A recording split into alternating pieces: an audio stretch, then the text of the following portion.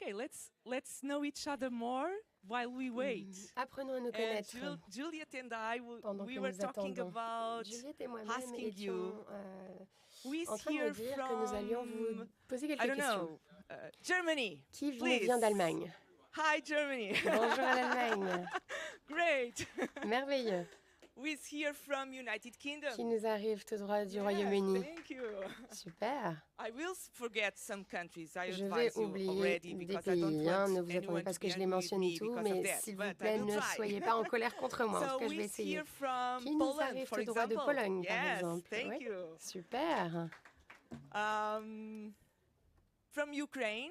D'Ukraine. Wow. From Romania. De Roumanie. Great. Parfait. And from Belgium. De Belgique. I know there are someone. Yeah. Je crois que nous avons quelqu'un de la Belgique. Oui, tout à fait. Well, and from Brazil. Et du Brésil. Yes, voilà. Alexandre is from Brazil, Alexandre living in Belgium right now. Du Brésil, mais vit en Belgique. And we have Bienvenue. also Romain from Belgium that is Nous avons Romain qui nous vient de Belgique également, mais n'est pas encore là. Mais en tout cas, il vous interviewera durant ces 2 jours. Et nous avons quelqu'un d'Espagne, Juan. Thank you. And parfait. Italy, of course. Italie, bien évidemment, Erika. From Italy. And I'm leaving France from Je crois que Croatia. La Croatie. Yes. Thank you so much. Yeah. Hungary? Where is that? Amy Hongrie. from Hungary. Amy nous arrive d'Hongrie. Merci. Thank you. And Romania? La Roumanie, je l'ai déjà demandé, je crois. Yes. Ireland, of course. L'Irlande, Monica, bien sorry. évidemment, Monica. Canada. Le Canada. Yes. Oui. And United States. Et les États-Unis. Yes. And Portugal. Le Portugal. Yeah. And am I forgetting? Est-ce que j'oublie quelque chose? No, that I'm waiting for the end. Non, j'attends la fin pour ça. Switzerland. La Suisse. Nice. I didn't know that word. Ah, merveilleux. Nice. Je And ne savais pas que nous aurions la yes, Suisse. are we all? And now France, Jean-Baptiste. Et maintenant la France, yes. avec Jean-Baptiste. And more there. Thank you so much. Merveilleux. So, are we all parents doing Est-ce que nous sommes tous des parents qui instruisent à la maison? Qui fait de l'instruction à la maison? Thank you. Who is thinking on Qui going réfléchit on with homeschooling? à l'école à domicile? Are here someone that doesn't do homeschooling? Est-ce que nous avons quelqu'un ici very, qui ne fait very pas d'instruction à domicile, mais qui knowing more? s'intéresse beaucoup à la question? Great. Yeah. Super, merveilleux. And what about people? Yes, with Et qu'en est-il des personnes qui ont des enfants de moins de 10 ans? And with more than 10 years Et des old, enfants qui ont till plus de 10 ans, more or less. entre 10 et 18 Okay, ans, that's disons. me. And children, there are no longer children, there are Des enfants qui adults sont that déjà were adultes homeschooled et in the qui past. ont Great. été à l'école à domicile. So it's so nice. What can I ask more? I will pass it. Est-ce que je peux poser d'autres questions? Non, je vais vous passer la parole. On va continuer à s'amuser. On aurait pu s'amuser davantage, mais je crois qu'il faut commencer. Ne vous inquiétez pas, nous allons nous amuser pendant les 2 prochains jours. Je m'en réjouis d'avance. Je suis ravie d'être ici parmi vous, comme je vous l'ai dit. Nous allons donc commencer pour écouter l'interprétation. Choisissez le canal 1 pour le français et le canal 2 pour l'anglais. Merci beaucoup. Donc, prenons un moment pour réaliser que nous sommes ici, ensemble. Je ne vais pas vous le cacher, je suis un peu nerveuse. C'est un moment bien particulier pour moi. Et je me représente Silvia Copio, je vous arrive du Portugal. Je suis un parent instructeur et je travaille dans une organisation nationale qui s'appelle le Mouvement pour la liberté dans l'éducation. Mais aujourd'hui, je suis ici au nom du Global Home Education Exchange. Quelques informations logistiques pour ne pas oublier. If you have to go to the bathroom or something, you can do it at the end of this. Sometimes my English fail, okay? Hallway. Thank you, Mike. I have Mike here to help me with this. And there's some water also. So I'm here very excited about the start of this meeting. And during this morning, we will have some guests speaking about this challenge that is doing homeschooling. So we will have this panel about the challenges and the opportunities of doing homeschooling. Okay, so first of all, let me tell you that we came here with this strong desire of being together. I really want to start by encouraging you to feel free to share ideas, to be part of this. It will not be a meeting where there are people here and people there. We are in a circle of sharing, okay? So we really want to put together ideas, challenges, things that we are living in our countries. We see that things are happening in Europe, things are happening in different countries in Europe. We are so many different realities in so many different countries. But at the same time, we have so much in common because we did this choice to homeschool, because we have this awareness of the importance of being a parent that takes care of the education of kids in this particular way that we all give this kind of value. So there will be moments between where we maybe will realize the wonderful things that are happening in so many different countries, new communities, new families, new ideas, new pedagogical methods, new things. At the same time, that there will be moments where we'll realize that there are also difficulties, challenges, families that are suffering, that are not being free to do homeschooling in the way that we wish. So let's support each other with these two different realities. This is one of the goals, if not the main goal of this event. And the dream is, I'm a person about dreams, you know, because I truly believe that dreams can come true if we believe in that. So I can testimony that on my own life with my kids, and I believe that each one of you can testimony that either, because when we believe, things happen. Yes? Yes or not? Yes? Thank you, thank you. So that's it. And I was thinking that when people with goodwill and with kindness get together, no doubt that good things will happen. So this is my sentence for these 2 days. Because we came here with goodwill, with strength, with believing that we can do much and much more in our countries. So this is the sentence that I have in my heart, and I invite you to have in your heart also. When people with goodwill and with kindness get together, good things will happen. No doubt about that. Okay, so let's just share a little, or let me just bring some ideas about what is happening in Europe right now. We know that we are this continent with so many diversity about different cultures, different languages, different ways of living, different histories. Things are happening in a so controversial way in different parts of our continent, isn't it? We are suffering places where peace is not there anymore, and we are living places where peace is there. So I bring these thoughts right now for us to realize together how rich is our continent, how rich are our different countries regarding the cultural, the heritage. For example, by the way, I worked at museums for 20 years defending and conserving heritage. So I appreciate so much what we have in so many different countries, just to give an idea.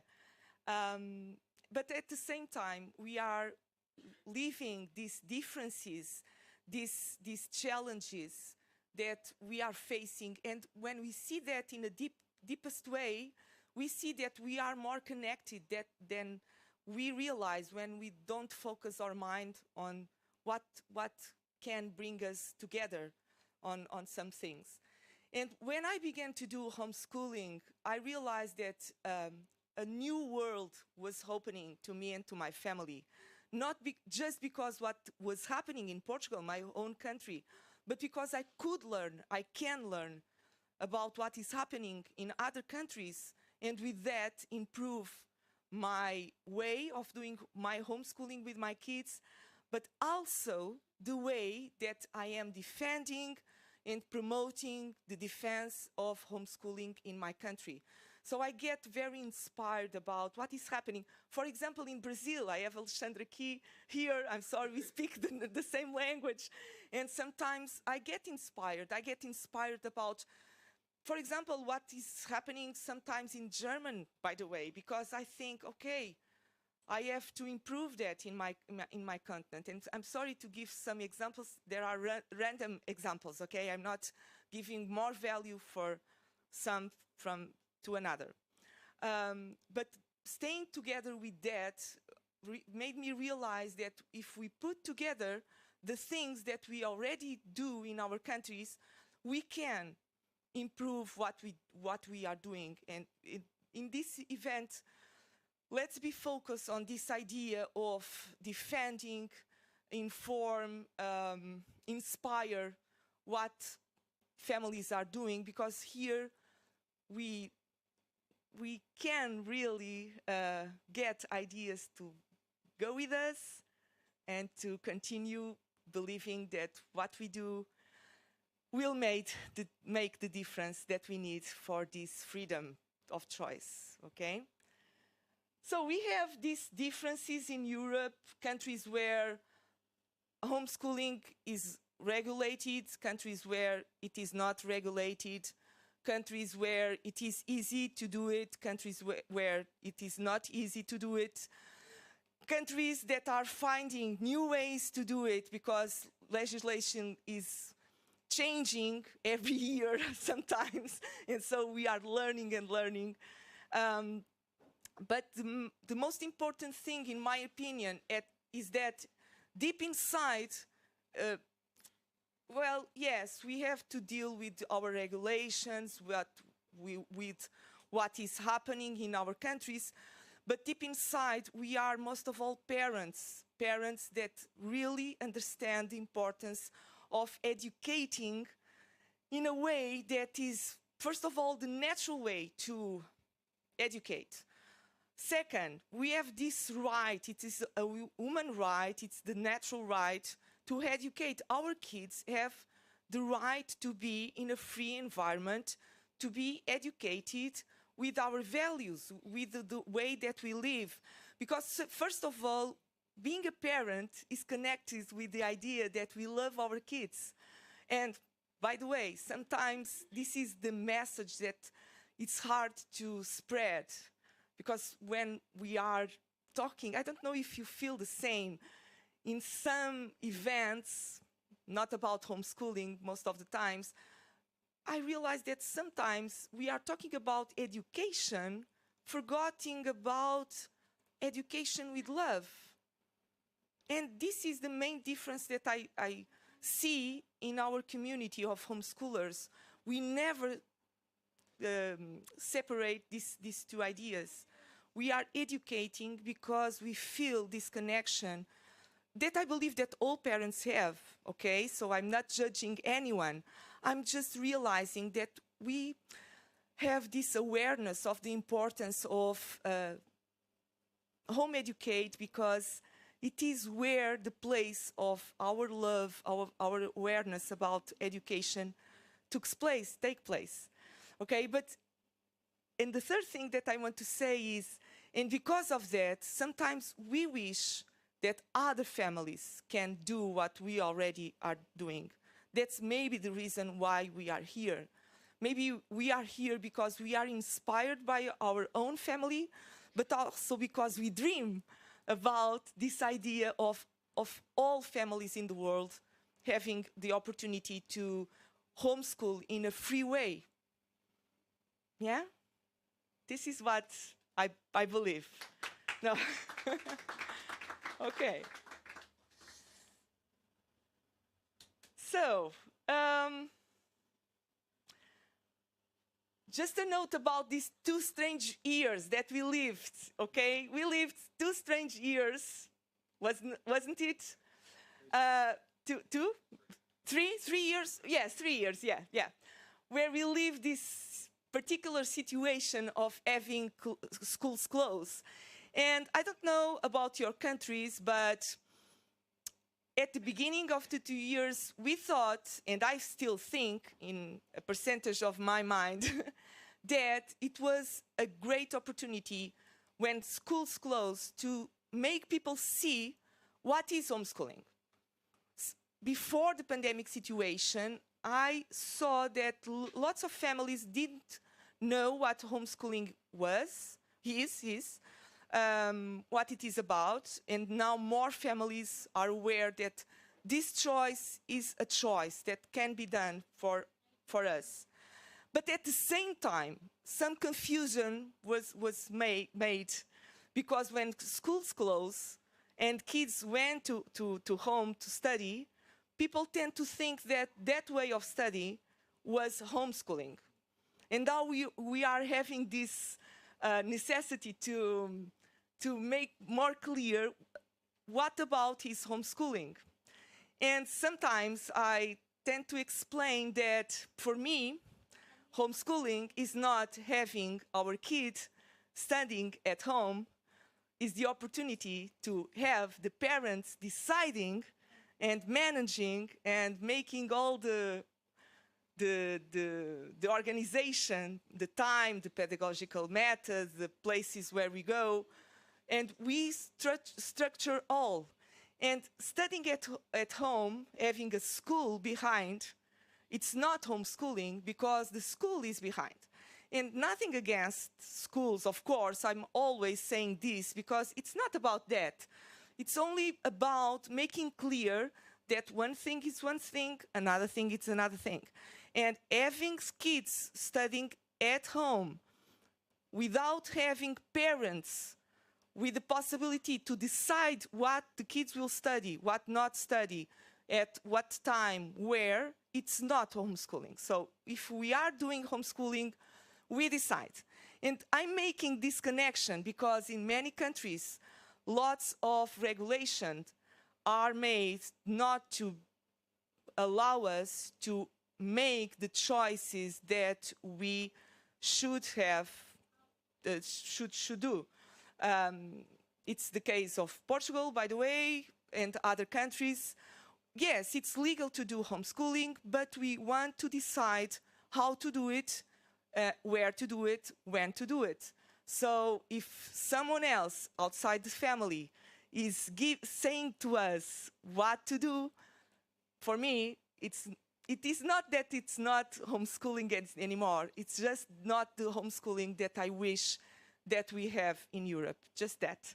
So let's talk about that also during the 2 days, okay? About what kind of homeschooling, or what kind of freedom do we wish to have in our countries, and as leaders, as members of organizations, as researchers, lawyers, etc., that we are all together, how can we build this way of seeing and practice homeschooling all around Europe? Okay, this is another idea. And just ending, I just want to remember you that freedom is something that nobody can take away from us, even in the hardest moments of our lives. And of course, maybe I think I never experienced lack of freedom in a way that we know that some people experience, unfortunately. But yes, all of us, I believe, have these moments of feeling a little bit lack of freedom. So let's just remember that freedom is something that we can have inside of us.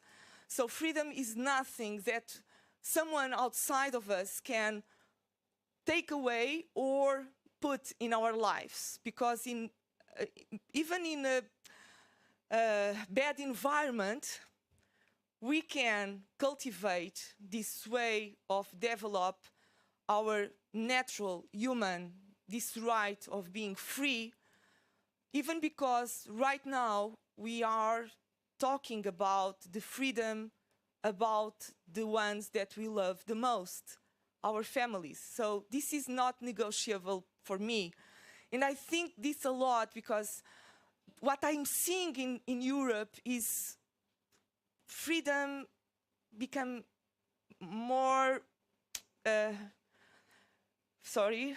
I see that in Europe, freedom is something that is being threatened by legislations that sometimes forgot that each one of us have this right to choose things, to choose the education of our kids, to choose what to do. And so I believe most of our constitutions of our countries are very clear on that. So what is happening in Europe for people living this lack of freedom when we are talking about the education of our kids? For me, it's something that doesn't make sense. Well, it makes sense if I can, if I would take my speech for another level, but I don't want to do that because I really want to focus on us. What can I do? What can we do regarding what other people do, what politicians can do, etc., etc. So just remember that freedom is something that is with us. It is here. It can be improved when we are together. So let's remain with that in our mind, even because, I will repeat, we are dealing with the ones that we love the most, that is our family. Family, this community, that it's more than a community, that is something that love united in a very special way. So nothing less than that the most important thing in the world, in my opinion, because it is where love is, it is where freedom is, it is where life happens, it is where kids and young people grow. So the whole world is always inside the family, and the family is always in the world. So thank you so much for your attention, okay? So this is how I wanted to open this meeting. Thank you.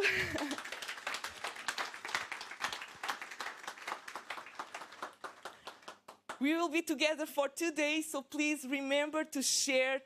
We will have moments with workshops to share more ideas. So I really encourage you to share how much you can. We want to leave from this meeting with lots of ideas and actions, not just to stay in the ideal moment, but to go and continue to do the work that you all do in so many countries. And by the way, thank you as all for what we do, because it's wonderful. It is already making the difference.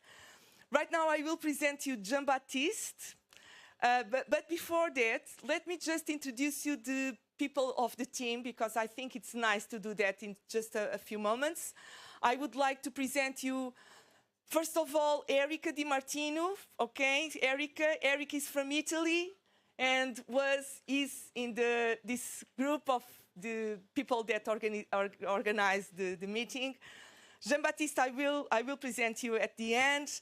I would like you to also present you Mike Donnelly, also a big role in the organization of this event. And thank you so much, Mike, for your support. And of course, I want to say thanks for the members of the European Committee that are also in this global home education organization. People like Juliet, Amy, Carla, that are already from the European Committee, and also from the Global Committee.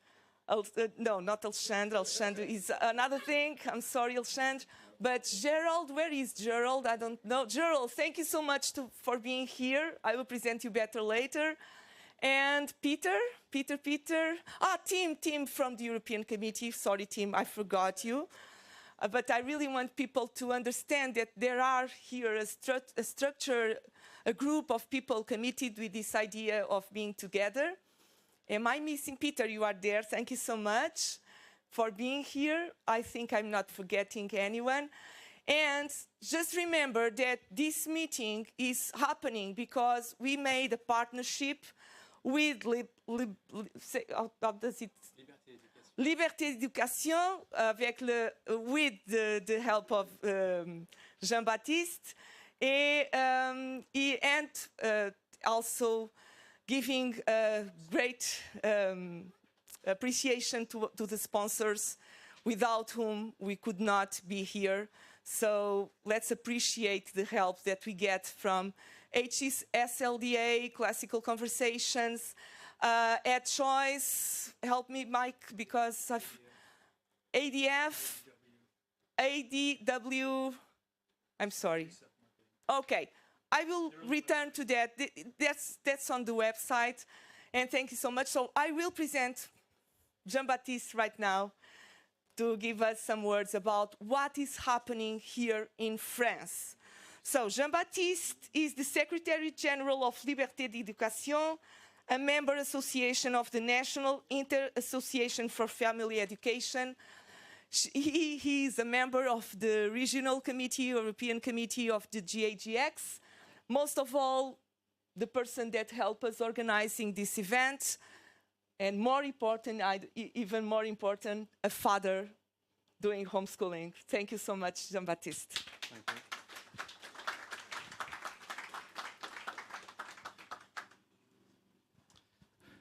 Bonjour à tous, je vais parler en français. Nice to meet you. Good morning, everybody. I'm going to speak to you in French. For coming in France. Merci d'être donc venu aujourd'hui en France. Thank you for being in France today.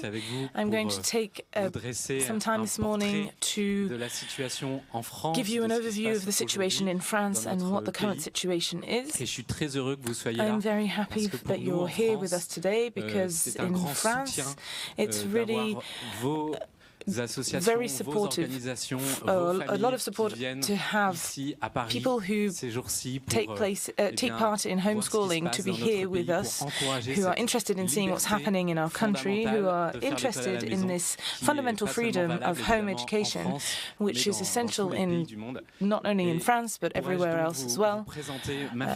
I'll just introduce you to my family here that you can see on screen. On the left here you can see Carole, who is 13, my wife Marie, and then on the right you've got Joseph, who's 12, and Raphael, who will be 8 shortly, and also there's our cat. Our dog's missing, but we couldn't fit him on the photo. We started homeschooling over 10 years ago now, and you may be wondering how we started it. It was my wife who saw that our eldest had a thirst for knowledge. So we started working once a week together. I mean, we both worked in Paris, but we realized that we needed to meet his expectations, and we decided to follow a Montessori guide on the internet, and we trained ourselves at a Montessori school. I followed this training program as well. And that was when we met Martians. No, I'm kidding.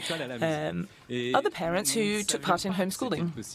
We didn't know it was something that was possible. We weren't familiar with this concept, and we asked them if it was legal.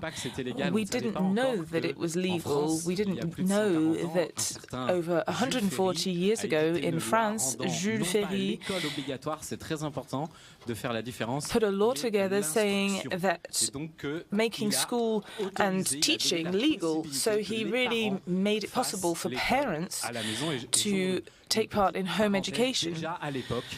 Already back then, members of parliament were against this freedom, and Jules Ferry himself said that we're not going to bother parents who conscientiously are taking part in home education.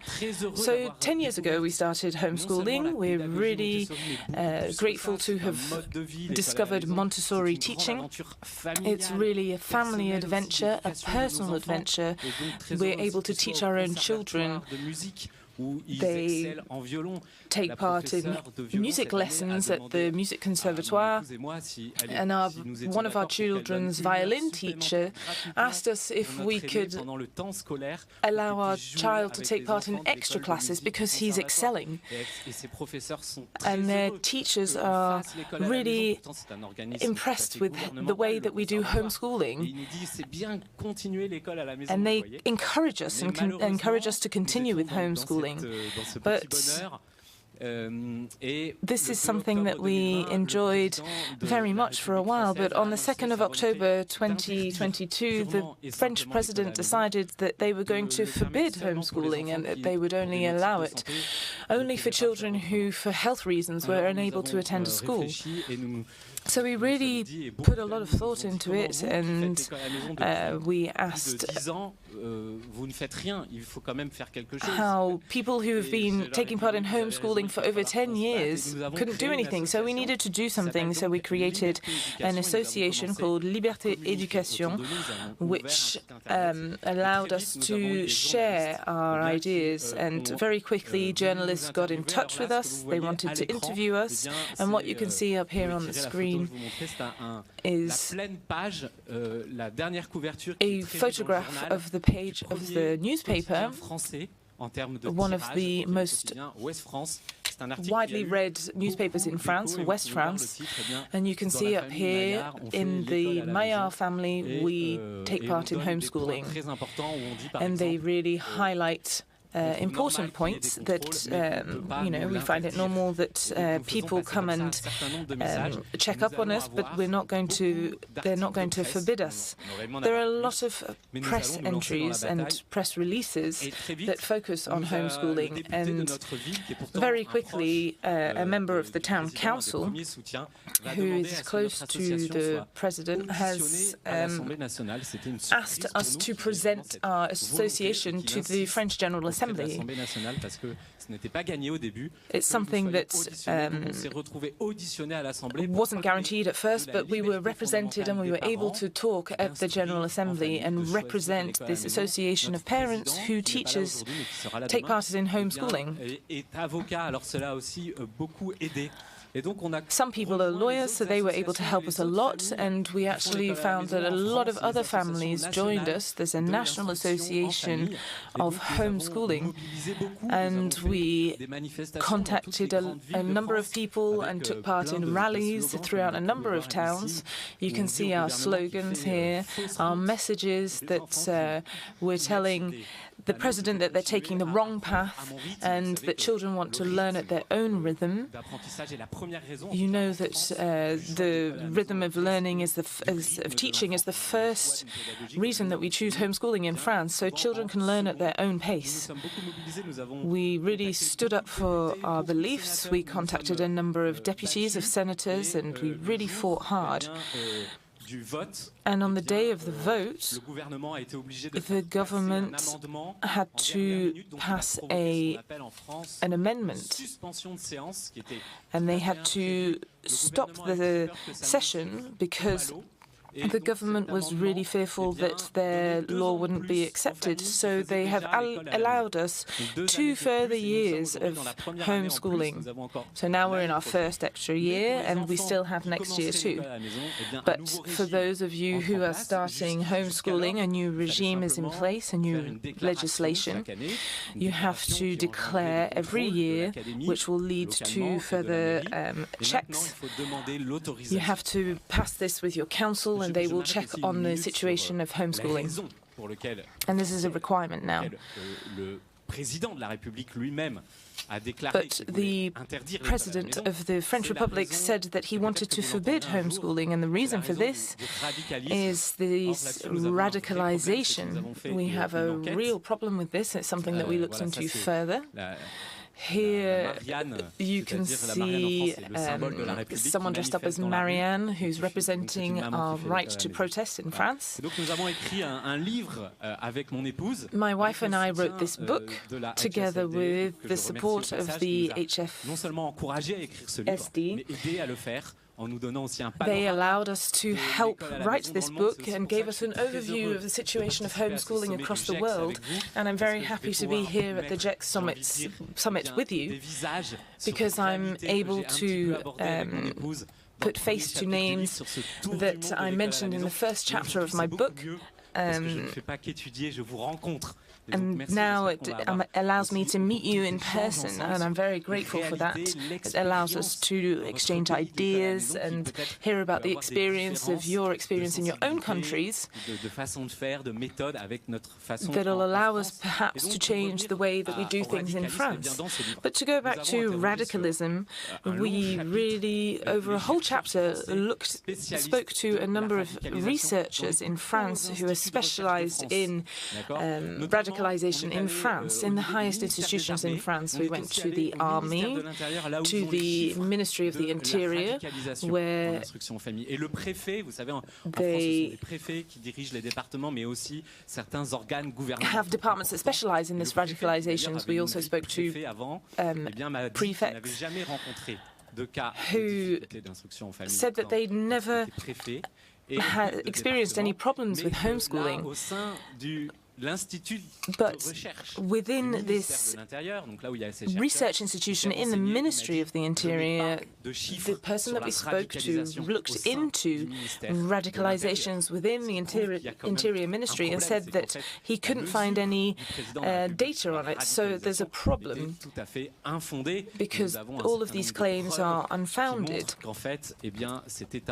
And we have proof that shows that it was just a rumor. So we have fought against this rumor by publishing this book. We've spoken to a number of elected officials in France and who have given us their feedback. Here's an overview of what is happening. The law has been passed.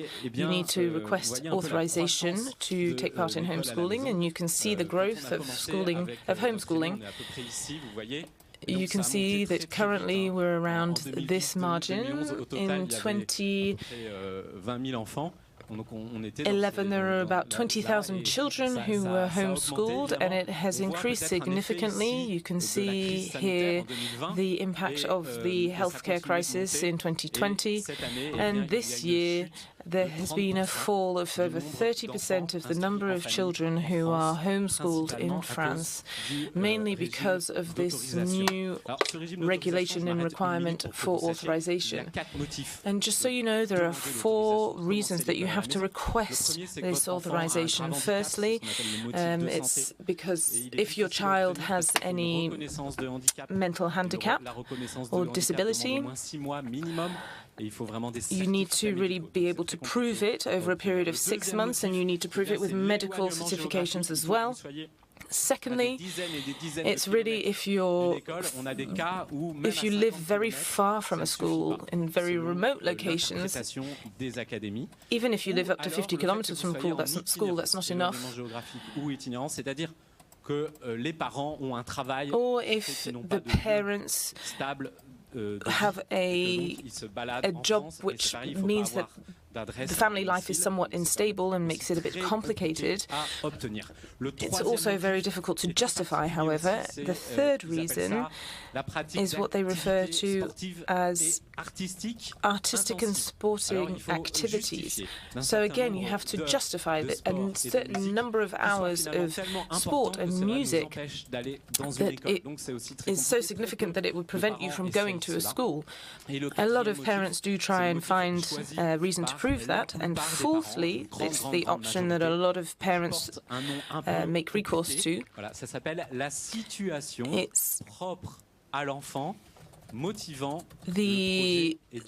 the situation of the child in terms of finding an educational motivation.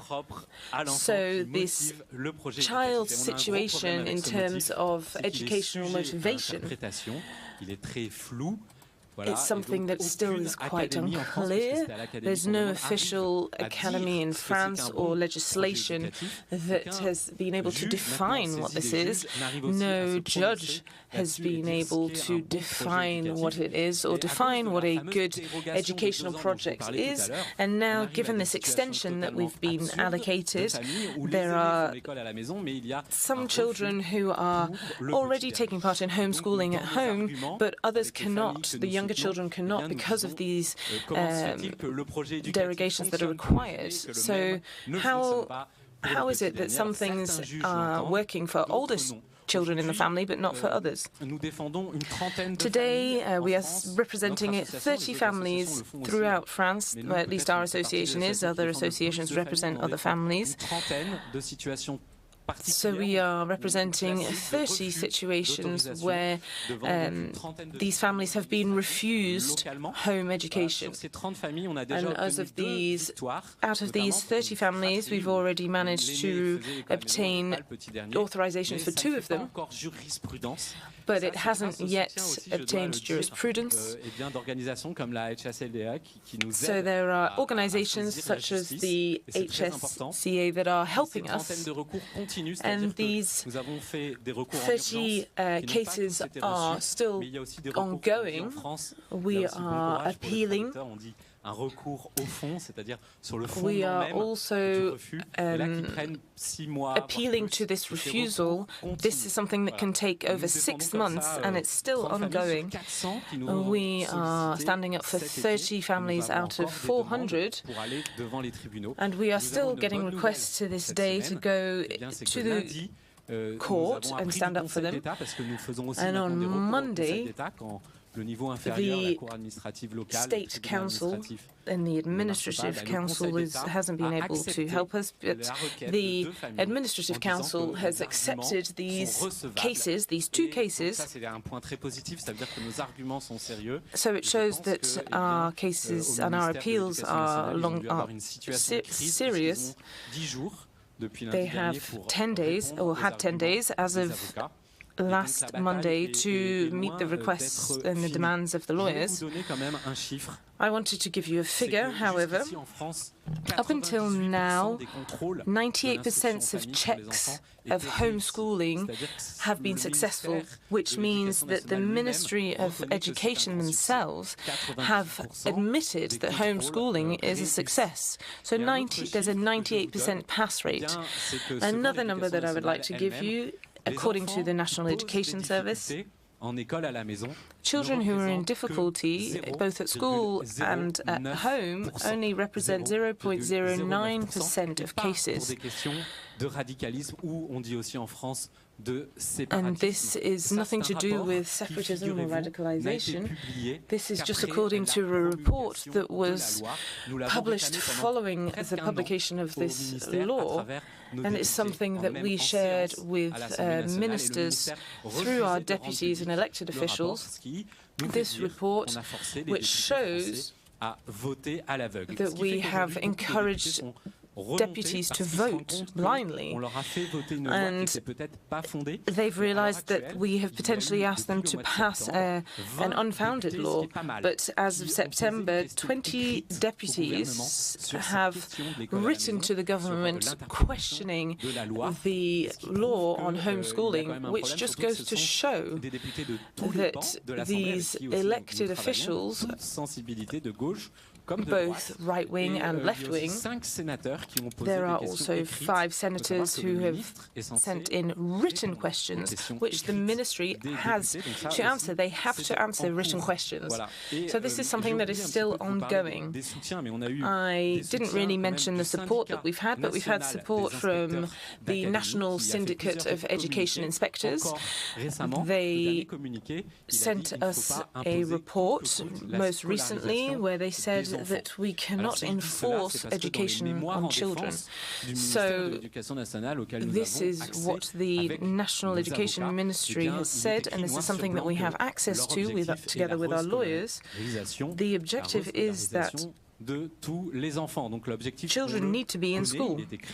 So it is written, and we have support from the education inspectors. There are also a number of people who stand up for national rights in France. There have been strong claims, and we have strong support from the National Human Rights Representation. So this way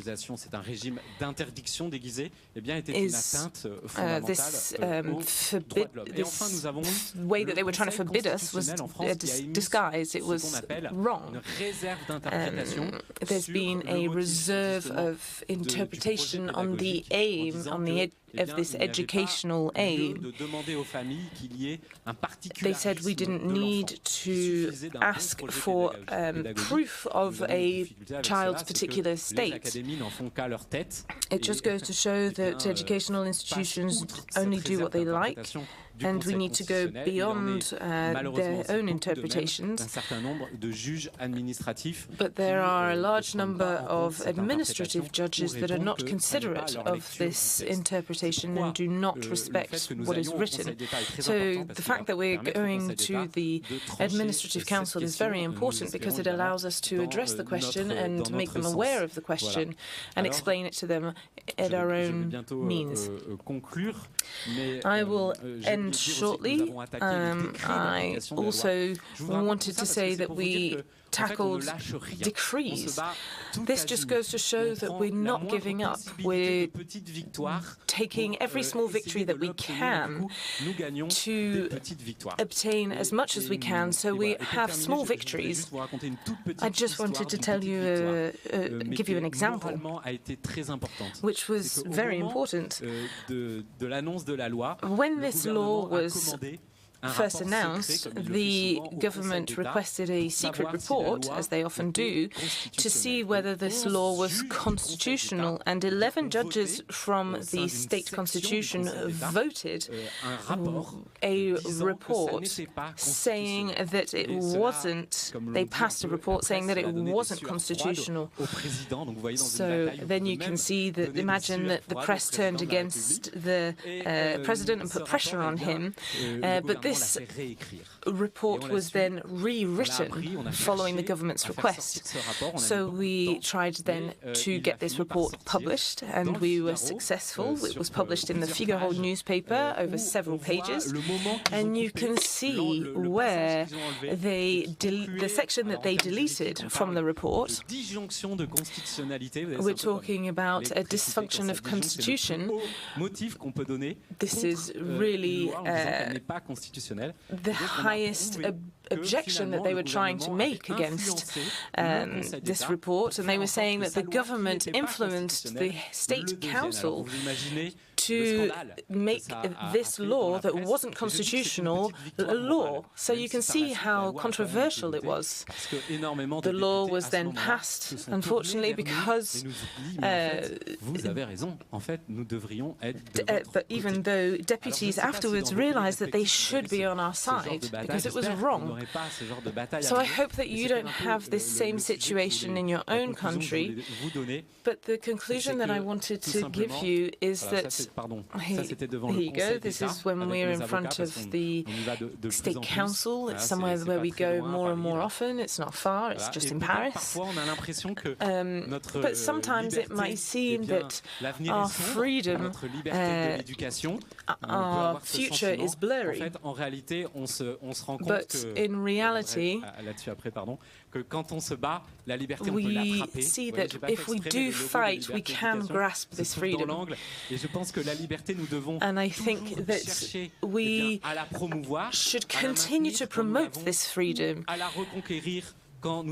or to reconquer it if we're about to lose it. We should never give up. It's a just cause.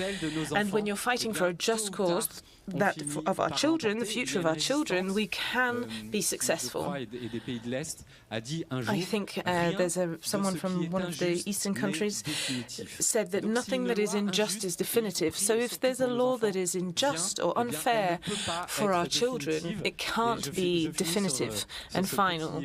And I will just end here. Oh, maybe not. I went past it. I wanted to show you two books to show that we're continuing our fight. It's just that my wife has just published a reading manual and a grammar manual, two exercise books, because we believe that even though there's a fight that's ongoing, we need to continue to teach and instruct our children.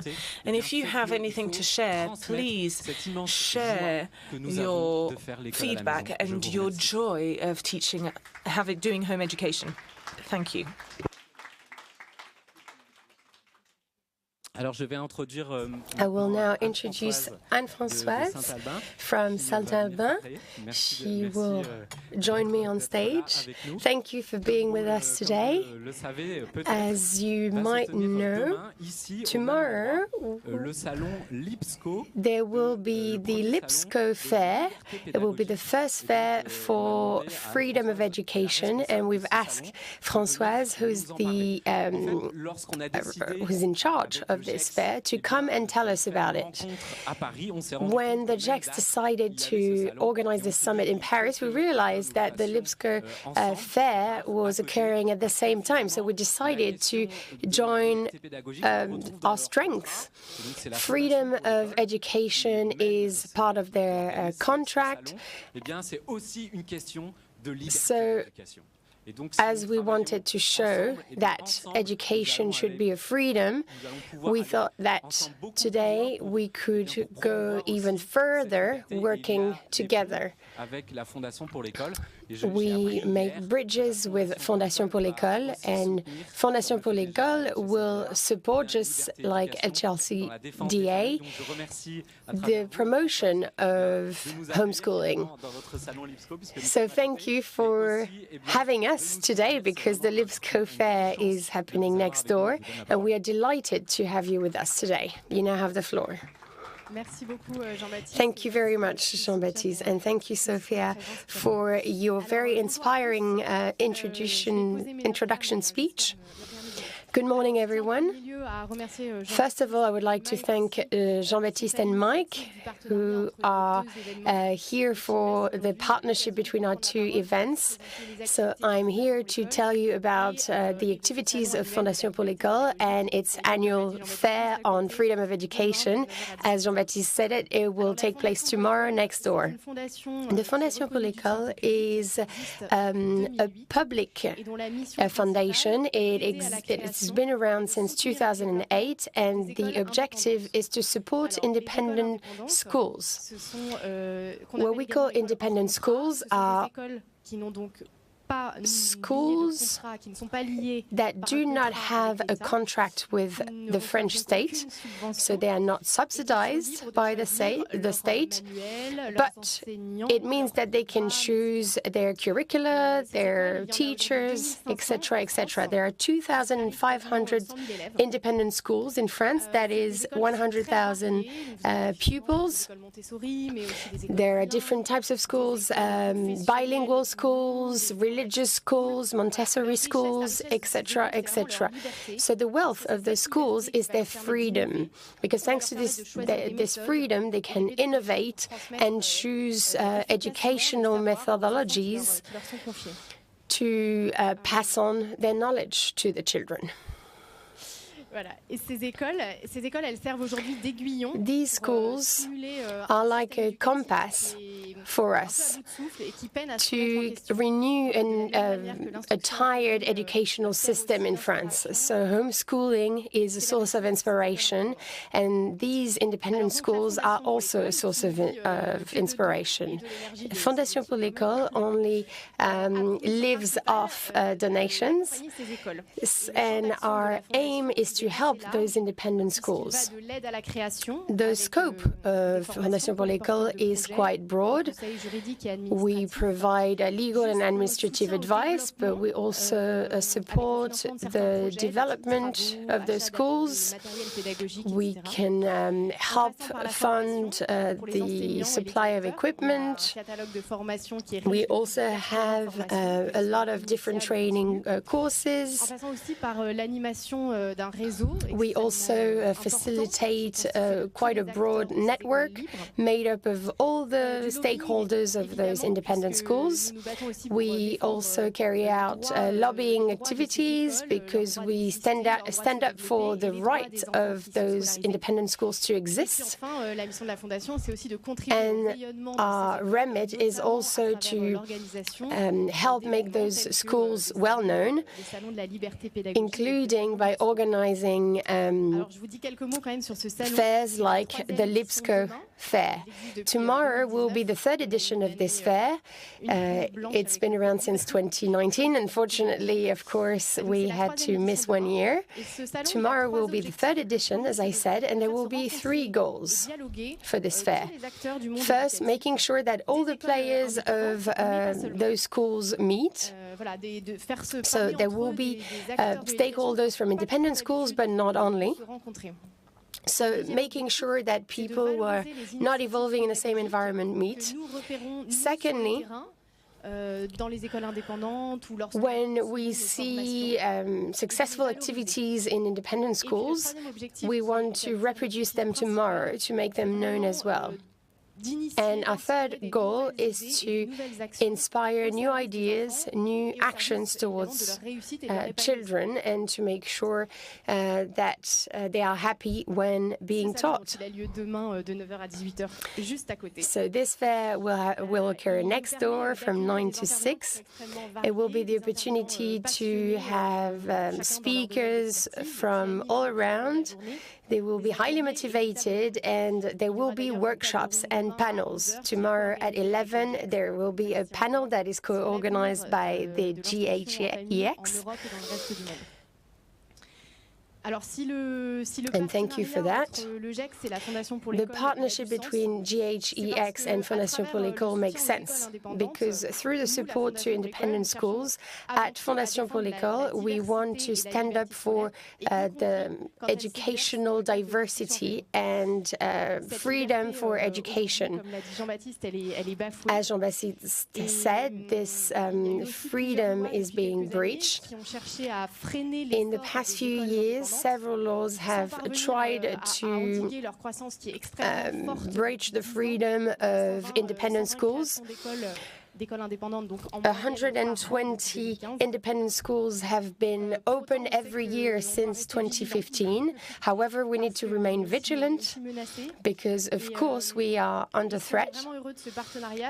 And we are delighted to see that such a partnership has been forged, because we want to be here to repeat that we are here, we are by your side to stand up for this freedom and to protect the right of teaching parents or of parents in general to choose for the education they want to provide to their children.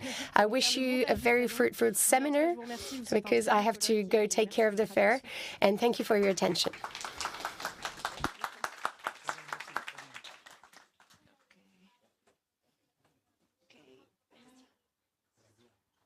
Merci beaucoup pour cette Thank you very much. Thank you so much for your words. So let's go ahead. I think we are becoming to be more inspired. And in my opinion, when I heard something about freedom, my heart always jumps and hear things about how to home educate and this great experience, and having here also this initiative with schools. For me, it's very, very hopeful. Makes me feel hopeful. I'm sorry. Sometimes it happens. With more hope for what we are doing here. So let's go on. We will do a little break, okay, later. So count on that. But let's remain here for one more time. Let's hear some words from Mike Donnelly that will be here with us. Mike is one member of this organization, and I'm so pleased to have Mike here. Thank you so much, Mike, again. Well, Mike is at HSLDA Senior Counsel. Mike serves members in 7 states as Director of Global Outreach. Coordinates HSLDA support of homeschooling freedom around the world. He is also an adjunct professor of governmental at Patrick Henry College, where he teaches constitutional law. Mike I will reduce your bio because Mike has so much to tell us. Right now, let me present you as this great member of Ghex, that more than what you do serving this organization, you are this father that are always inspiring and remember us the importance of staying strong, connected, and with goodwill when we are fighting the cause of freedom. So thank you for that, Michael. The word is yours.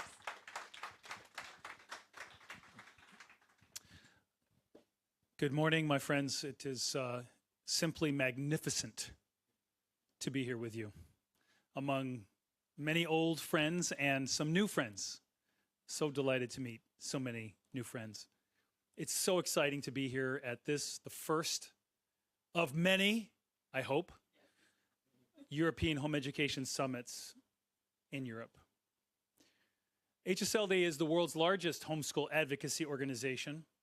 And I'm here because we believe that home education freedom belongs to every human being. I'd like to thank the leaders of the European Committee, Sylvia and Erica and Jean-Baptiste and the others, and Anne-Françoise also with Libsco, who are working so hard to defend the freedom here in France. I also would like to acknowledge Trudy, my assistant. She's probably not in here, she's out there, but Trudy did so much to help organize this event. And also our sponsors. Please do go to our website because our sponsors contributed very generously to help make this event easier for all of you to participate in.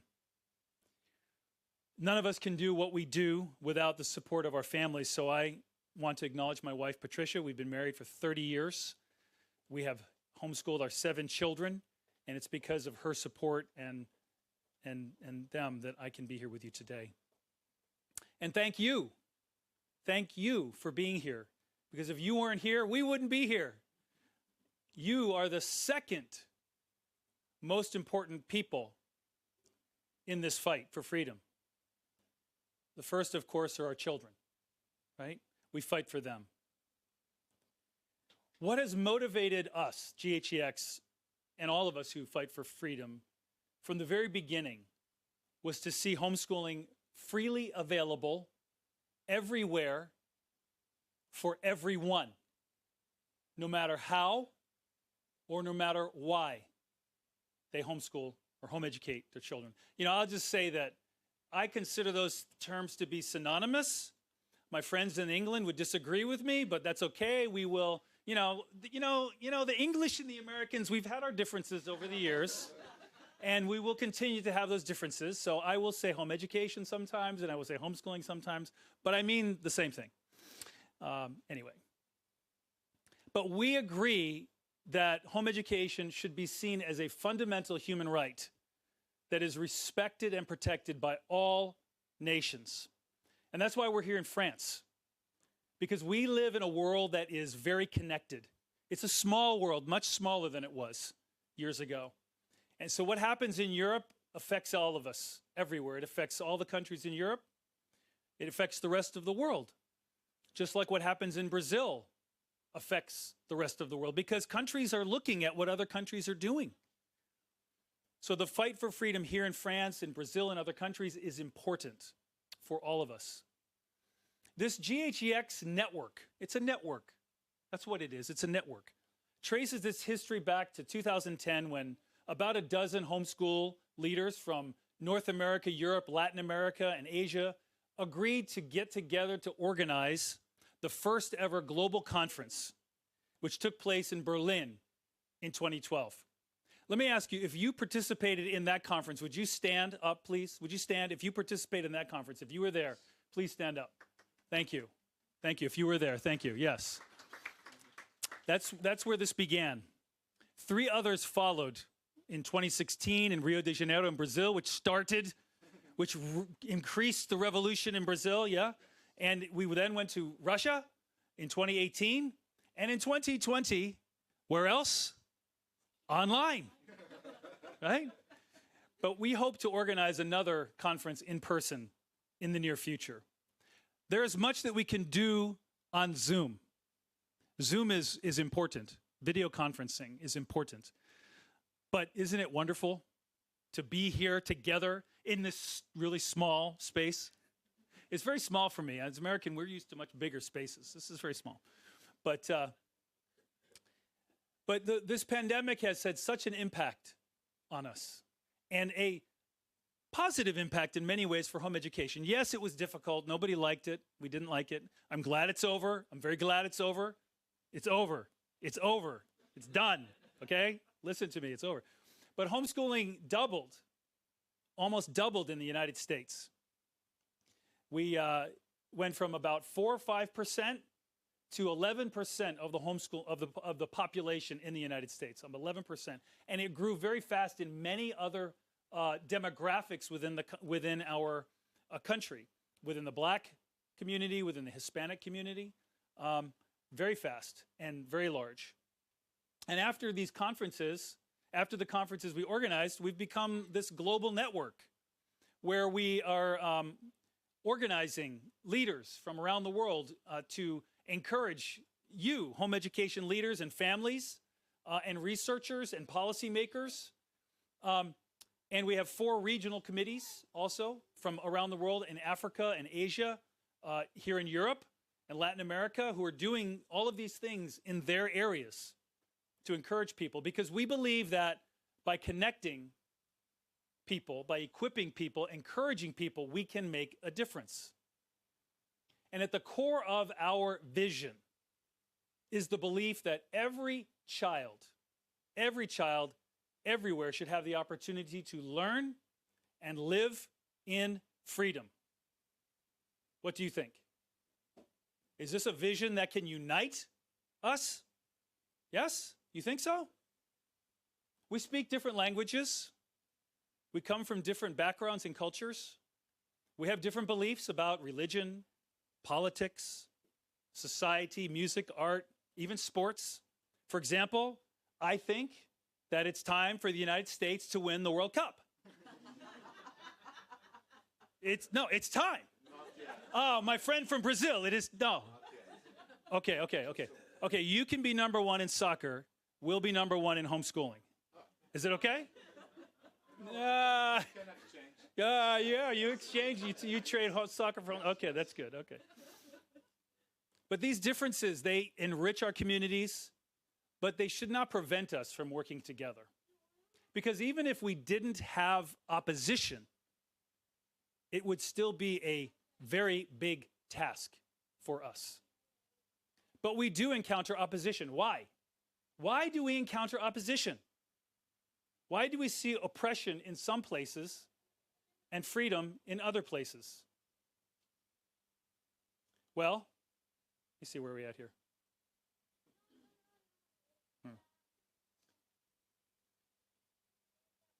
Well, we see it's because of this conflict between freedom and oppression. And this is not just in home education. This is a much larger battle that has gone on forever, for millennia, because there is some desire freedom and some desire to oppress. And we have seen this in history. Oppression is born out of fear and control, a desire to control other people. But freedom is rooted in love. We've been already talking about love.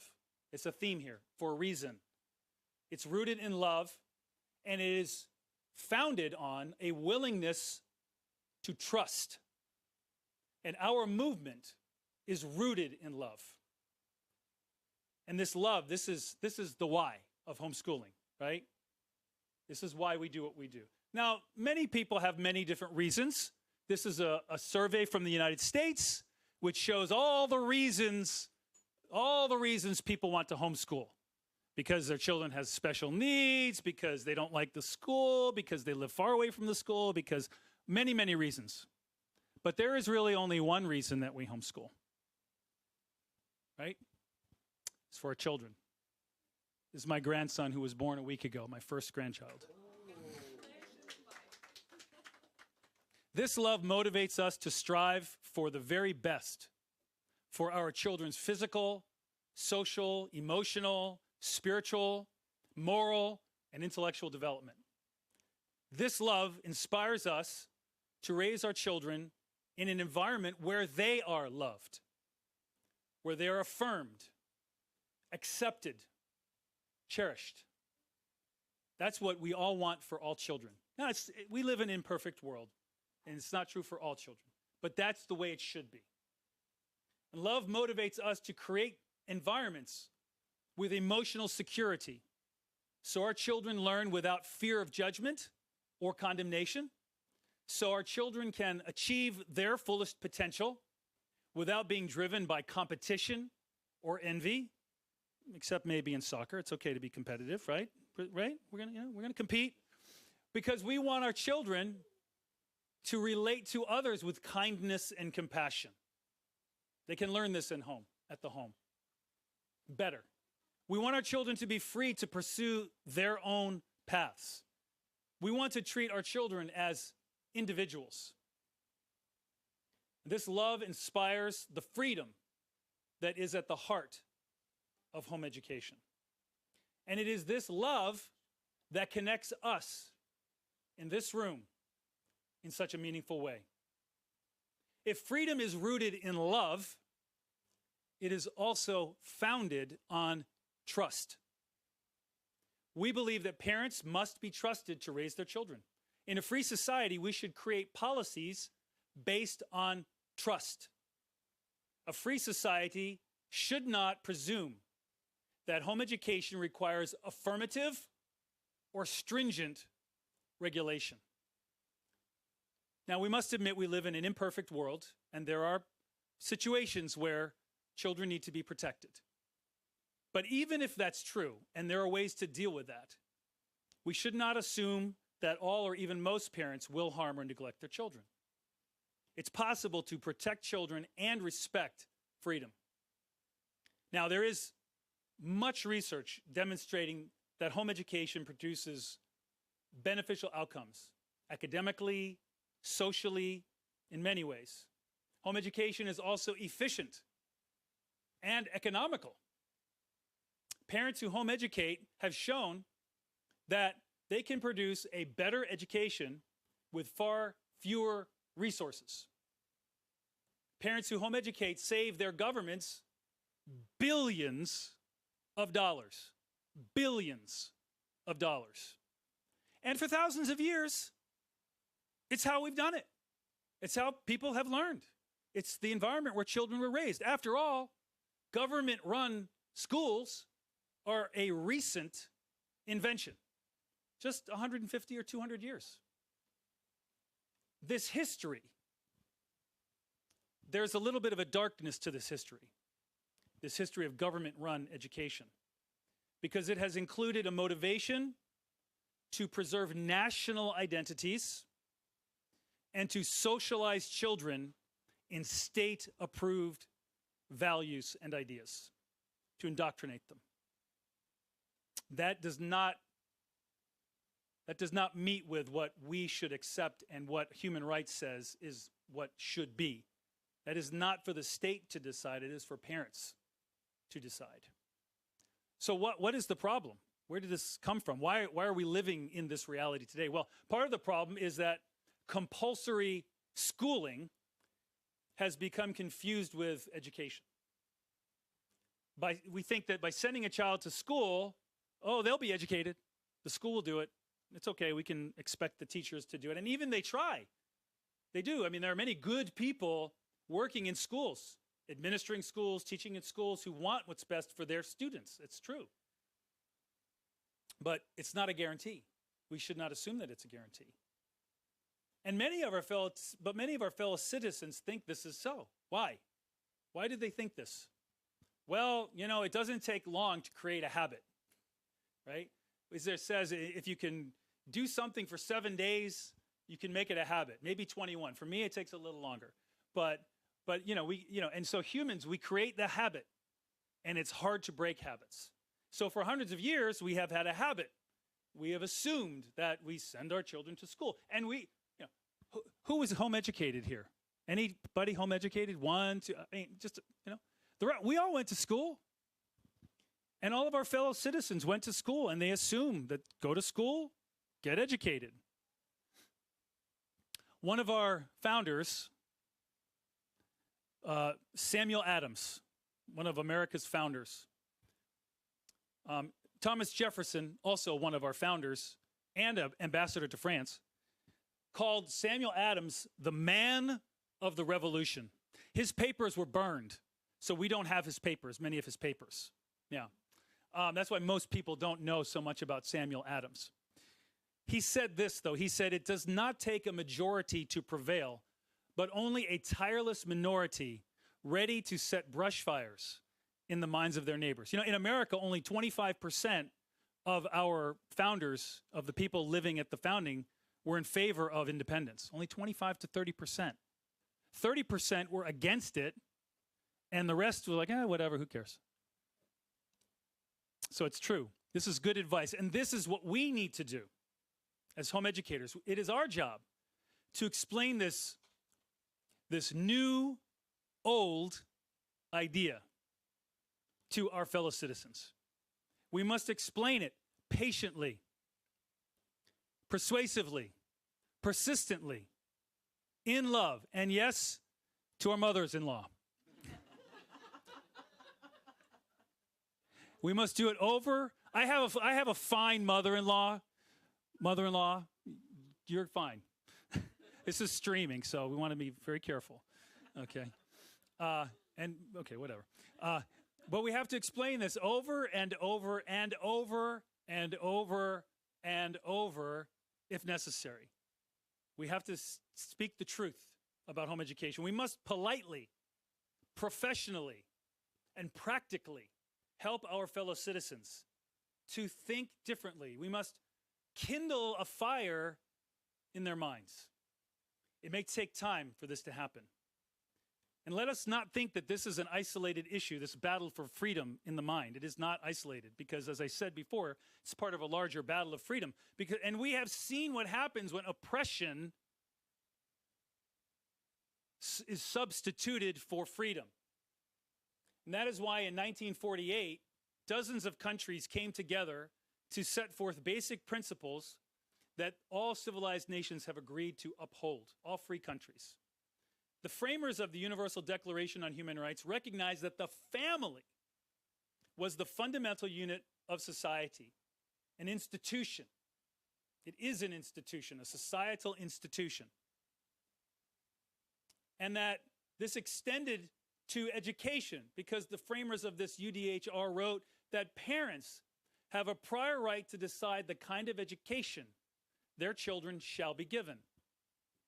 These two principles point to what we know, that families must be allowed to choose home education freely. And education freedom ranks at the very top of human rights, at the very top. The right to freedom of religion, of freedom of conscience, due process, and the right to life. It is that important. These men and women who wrote this document had just emerged from perhaps the most catastrophic conflict our world has seen, witnessing unimaginable horror perpetrated by a totalitarian government that banned private education and weaponized education for its purposes to make war. We may not ignore this reality, that modern human rights law was born from this catastrophe. We must remember this past, because if we do not, we may repeat it. After the UDHR was written in 1948, treaties were signed, binding human rights treaties. These became known as the International Bill of Rights. In the ICCPR, the International Covenant on Civil and Political Rights, how are the translators doing? They're doing good? They're keeping up? I made a few changes, sorry translators. The ICCPR in Article 18.4 recognizes that the respect for the liberty of parents to ensure that their children are educated with their convictions must be respected. And this document says in Article 4.2 that even when the very existence of the state is at issue, is at risk, meaning in times of war, times of catastrophe, this right may not be abridged. It may not be infringed. That is what this treaty says. In the ICESCR, the International Covenant on Economic, Social, and Cultural Rights, this treaty demands respect for private education and for parental decision-making in education. And Europe, we're here in Europe. This is great. I mean, I'm loving it. It's nice to be back in Europe. It's been a long time. In fact, the last time I was in Paris was 37 years ago with my wife, but she wasn't my wife. We were in high school together, and we came to Paris. And, you know, things happen in Paris. People come to Paris, and then they get married, and they have 7 children, and they homeschool them. It's great. Paris is a great place. But in Europe, we have more things that we should be able to, that we can point to demonstrate, to prove this right. The Charter of Fundamental Rights of the European Union, 14.3 says, the right of parents to ensure the education and teaching of their children in conforming with their religious, philosophical, and pedagogical convictions shall be respected. I see homeschooling, pedagogical, home education is a pedagogy. We'll discuss this later in our workshop on the law. Nous reverrons cela lors de notre atelier sur la réglementation.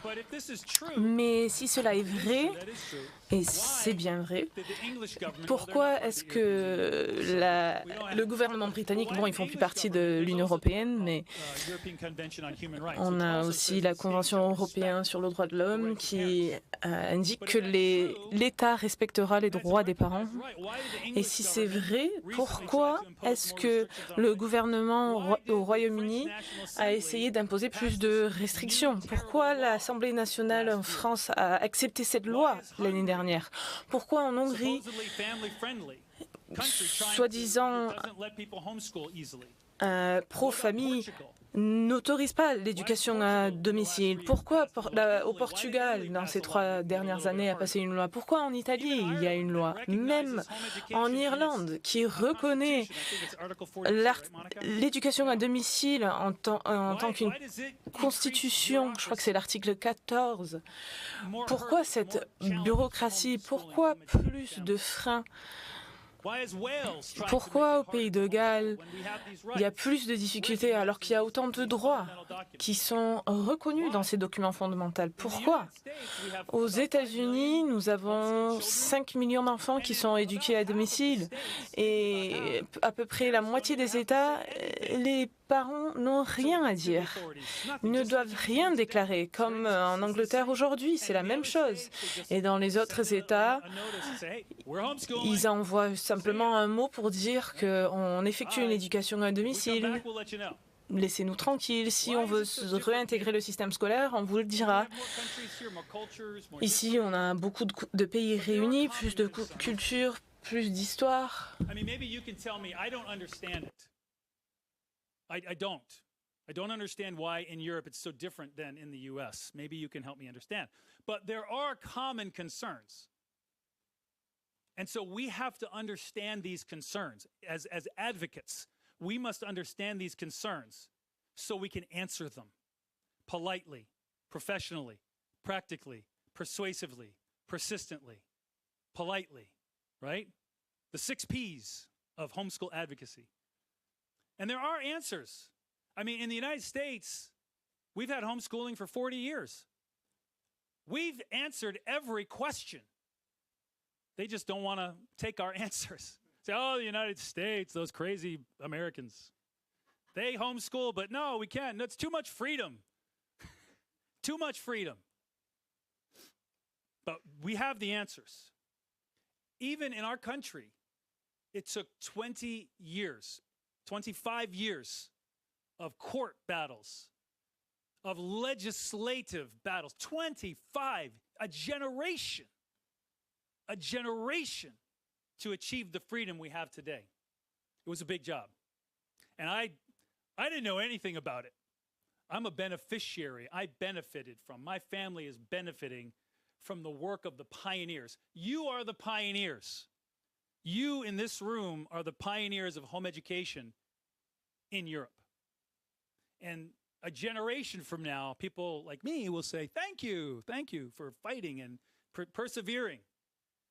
But now we have a flourishing home education movement in the United States. And I believe that will happen in France.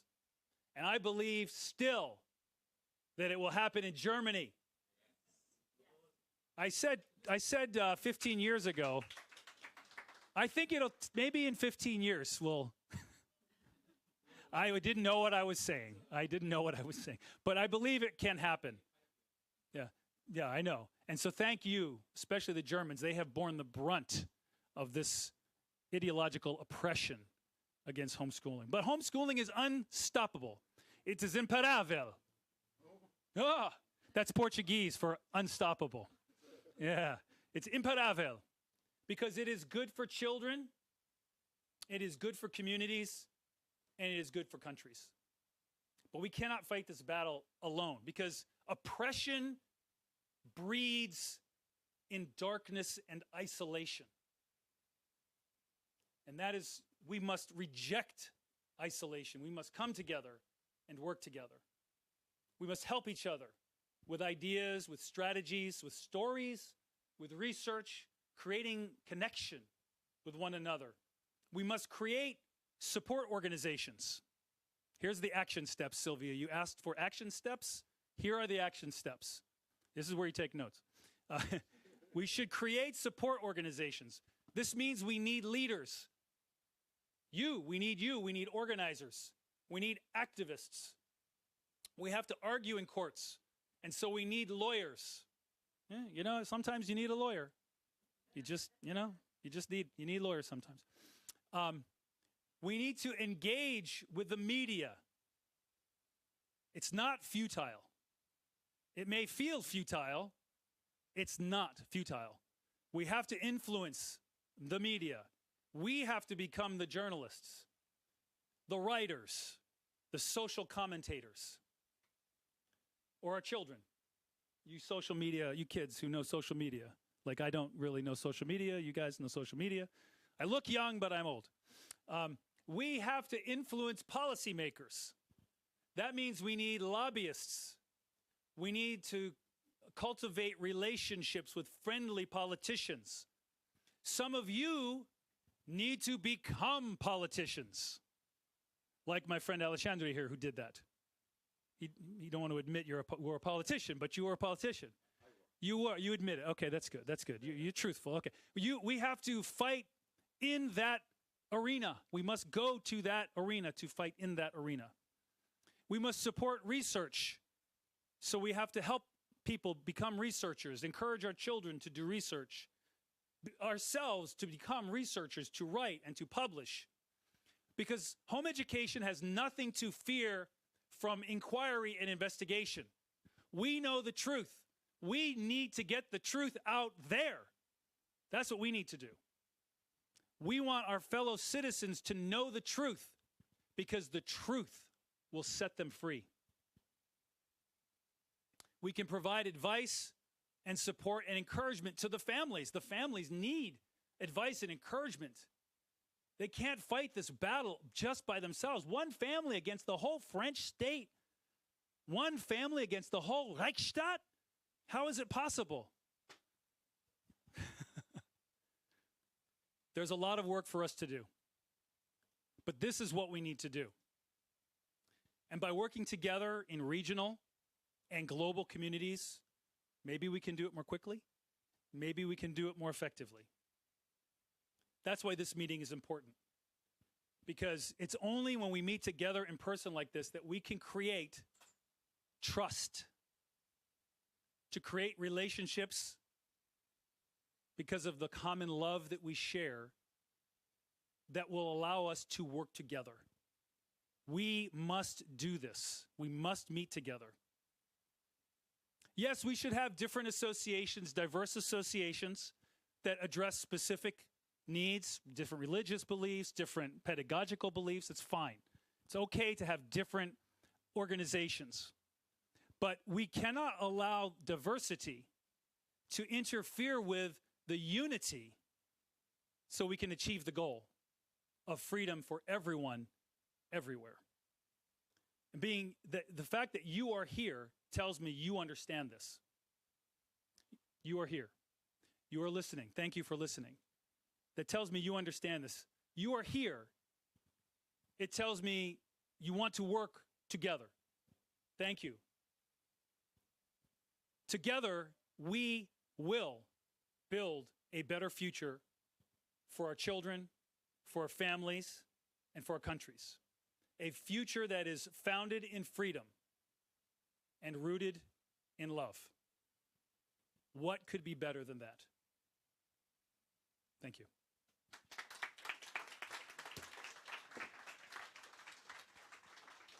Thank you so much, Mike. Let's stay with these 7 steps, six action steps. We will take some questions in a minute, because I was thinking about that when Jean-Baptiste was speaking.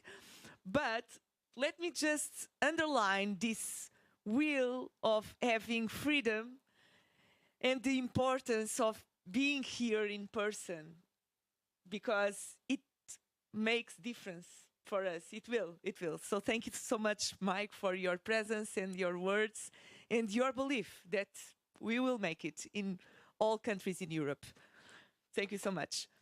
So let's take 1 or 2 questions, and Jean-Baptiste went away, but if we have a little, and then a little break, okay, and then we come back to the room for listen to the other speakers.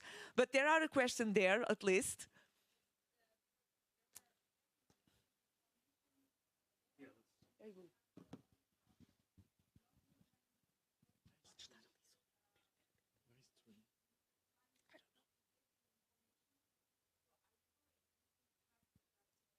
Yes, I'm happy to share the presentation with anyone.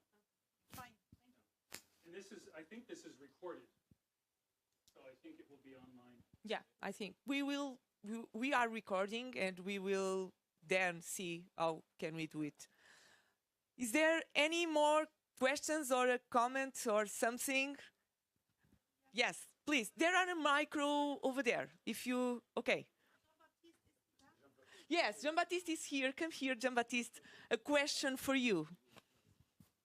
There's a question for you, Jean-Baptiste. Oui, Jean-Baptiste, je suis allemande, j'essaie Yes, de parler en français. I'm German. I'm going to try and speak in French. You said that families in French need to request authorization for a whole school year? Oui, c'est pour une année scolaire. Yes, for a school year, and you need to renew this authorization every year. And the challenge is that you have a very short period of time where you can request this authorization. It's only between the 1st of March and the 31st of May. If you make a request outside of this time, you could be refused the authorization. So it's really a problem, this renewal that we have to do, because a lot of parents wonder over the summer if they wouldn't start homeschooling once they go back to school in September, but they realize too late. And a number of families have asked us for help because they weren't aware that they couldn't start homeschooling in September, but this also explains the decline that you saw on the graph. Once you remove this freedom, you can never benefit from it whenever you like. And so, of course, it means that there's a restriction in the number of families that can benefit from it. And we also have a lot of bullying. We have over 700 children every year that are subject to bullying. So that represents a huge percentage. And for those children, we can't allow them homeschooling throughout the year as a result of bullying, which is very inconvenient because we need an authorization from the school director, an approval from them. And this means that a lot of children no longer have a solution, so we're basically impeding their exit. These families, or the children rather, that have been subject to bullying have attempted suicide, and even in spite of that, they are still refused the right because they don't see bullying as a reason, even if, unfortunately, it does lead to suicide attempts. So this renewal, this annual renewal, is a problem. It's supposed to be a solution for parents, and we have friends in Tours. We live in Tours. We have some friends 2 or 3 years ago who withdrew their child from school because things weren't going well and they ended up in hospital, and we know that they couldn't use this recourse today. So it means that there's a lot of problems, and we work as well with a lot of autism charities, because this right that's being withdrawn or taken away from families means that people are in a grey area. It's not very clear in the law, and these children still have disabilities, or they may have other conditions. They may be depressed, suffer from depression, and these highlight some of the most serious issues that have been caused as a consequence of this absurd law. Yes, and what I would like to understand is to understand the dynamic here. In your experience, what have families done as a result if they persist and insist with home education, even if they haven't received authorization? Well, we would discourage families to take the risks that could lead to penalties. We discourage them to go against what is advised, because it's really breaking the law and it's dangerous for families. And in some countries, we see that children have been taken away from their parents. However, what we do provide is a legal support, and we accompany them through their legal procedures. We provide them with links to lawyers and assist them when they go to trial. We've assisted over 400 families, but there are only about 40 or so families who are willing to go to court, so that's about 10%. So we need to encourage families and tell them it's not just that because you go to court that it means that you've done something wrong. It means that you want something good for your child. Because as we said, we believe that parents are the primary education givers to their children. So we help these families. We negotiate rates with lawyers who we have trained to become experts in this field, and they are experts in fundamental rights and education, and it's something that, thanks to the HSLDA,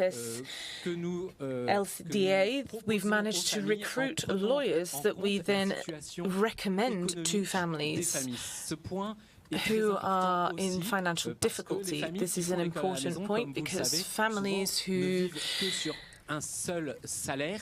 participate in home education only live off one salary, and it means that then, because of financial reasons, they can't make recourse to specific specialized lawyers. So this is why we are asking that families inform us of their revenues and resources so that we can help them with financial aid if required.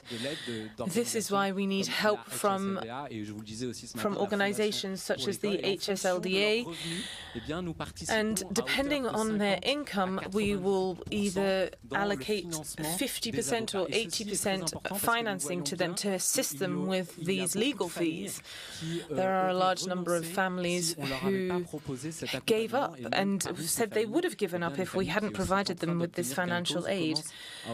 And some of these families are managing to see some small victory. So there's a lot of encouragement that we need to give to families who come and ask us for help, who often come and ask us for urgent help. We just this morning got an urgent message because some people have been refused the right for home education, and this shouldn't be an information that they receive now. It's a problem with the education system, so we have this duty of right. We are there at their side. We will do what we can to help them as best we can. We can't tell you whether you'll win, but we will do what we can to help you. We also receive a huge number of messages that I often transfer to Ghex, telling us that thank goodness you exist. You've really been the light at the end of the tunnel for us. You really are there to help us and support us. I mean, I'm not a legal professional myself, but our president is a lawyer, and he demonstrates to us this doubly faceted work that he has to do. And we do this work together with other lawyers. It's very important to work together with other organizations as well, and we are also trying to expand our network of lawyers. I don't know if it'll happen, but on a European level and then perhaps a worldwide level, so that we can have lawyers that specialize in the fundamental human rights and the fundamental right of homeschooling, and this is how we can achieve this. And the message that needs to be communicated is, don't think that all is lost. We just need to continue fighting until the end. We're far from having used up all of our legal resources, but the answers that we're getting from the state are minimal, and so maybe, I'm not saying that this is just a small victory, but the recourse for families when they were turned down or refused the right to perform education home education were minimal. And you only have 2 months to counter this refusal. And now it's been reduced to 8 days, and we fought this. We'd like to maintain the current timeline, and this has allowed us to request that the education system rewrite their decree, which is now changed to 2 weeks. But it's still not fair, and we have argued this again with the only association that has. Yes, 15 days is better than 8, but, you know, if you go on holiday and you receive the refusal, then you have little time to refute it. So we're trying. It costs a lot of money every time, because every time you go to the State Council, it's a lot of work. We need the best lawyers. And for us, it's so significant. We really use the best lawyers. It obviously takes a lot of time. It's complicated, but it's something we manage to do. We work with exceptional lawyers, and it shows that allows us to have all the means possible. And it is worthwhile for these children. We get a lot of messages from families who've been refused the right for homeschooling. And, you know, I spoke to a young mother this week who I informed that her case was being considered. And she said, I'm going to go and get my son from school, because she had to put him back into school. And I'm going to tell him that we have this small victory and that I'm going to not give up fighting for him. And it's important that you know that a lot of mothers in France are suffering from this situation, this appalling situation. You can go onto our website, you'll read over 50 witness statements from mothers who had this refusal for homeschooling. And in my case, at the end of these 2 years, when it's the end of the authorization period, I don't know. I don't know what we'll do. 90% of these refusals de 90% de refus, avec une moyenne nationale officiellement de 50%, d'après nos chiffres et nos enquêtes, à 70% de refus pour les nouvelles demandes d'instruction en famille. C'est d'ailleurs un des arguments que nous donnons, qui semble porter, c'est de dire comment nous sommes aujourd'hui à un niveau de à peu près 50 000 enfants français inscrits en famille. Dans 2 ans, 50 million French children in schools. Devant les tribunaux administratifs. Do you really want to go to court? Is this something that you really want to fight for, to continue homeschooling them? Because there are many families that have been doing it for a long time, and it's not just because the government is going to forbid us this right that we're going to give up. We're going to fight. And how are we going to fight? We're going to argue. We're going to stand our ground. And if we need to flood the courts across the country with our case, and if we have the means, and together with all the other associations that are going to support us, we should be able to obtain a maximum number of victory.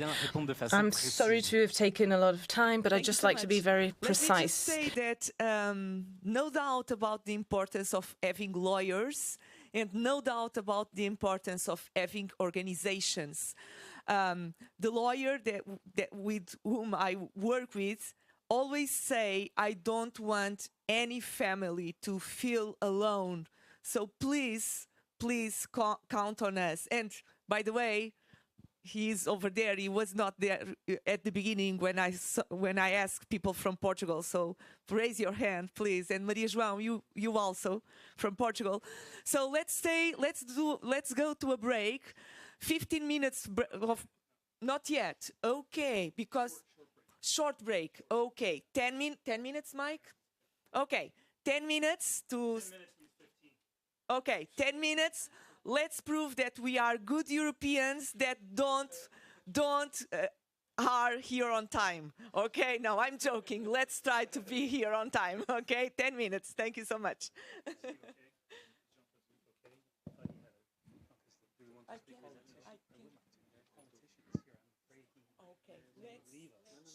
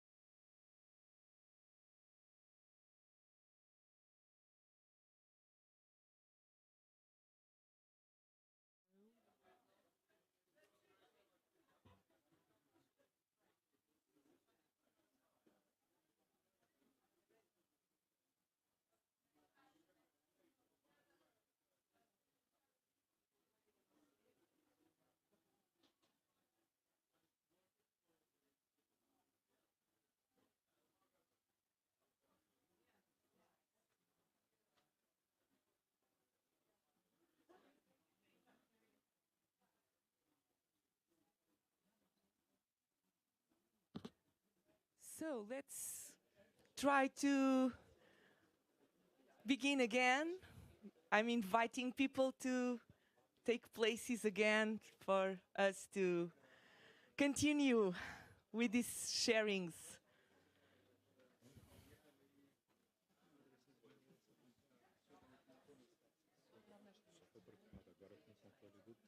Eu vou te ajudar aqui com isto, está bem? Não, na verdade, assim, tinha me falado em 20 minutos. Tens 20 minutos, tem 20 minutos, tens, não te preocupes. Tá bom. Sim, tens.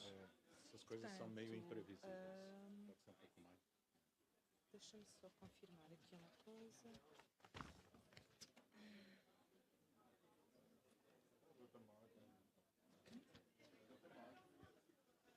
So we have about 40 minutes, and it's great to chat with each other on the break. It's the best thing of these things, isn't it?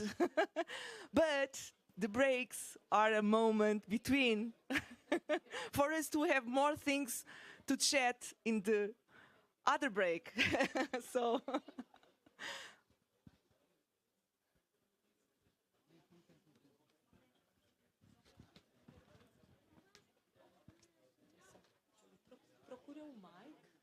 Procura o mic e diz se podemos começar, que estou a começar.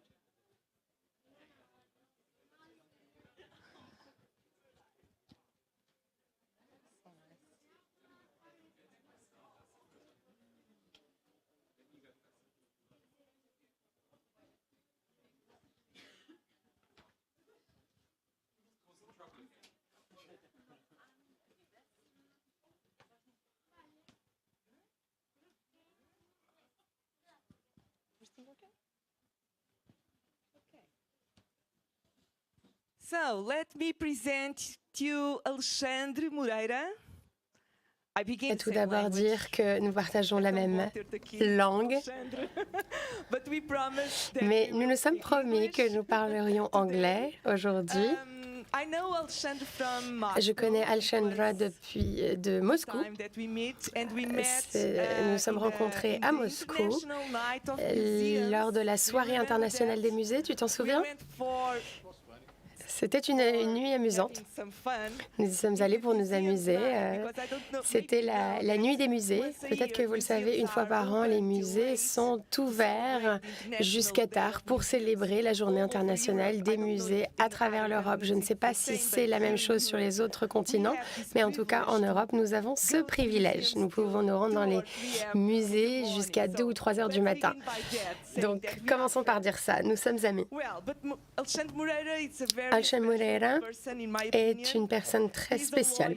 À mon avis, il est avocat, il enseigne le droit de l'éducation et il était impliqué dans la vie politique de façon active. Il a fondé... Non, plutôt, il était au secrétariat national des droits humains au Brésil et il est également le conseiller général de l'association brésilienne de l'instruction à domicile. Vous nous venez du Brésil, mais vous vivez maintenant en Belgique parce que vous faites de la recherche doctorante sur la perte pédagogique. Donc c'est merveilleux de vous avoir avec nous. Prenez votre temps, nous sommes ravis de voir ce que vous allez nous dire.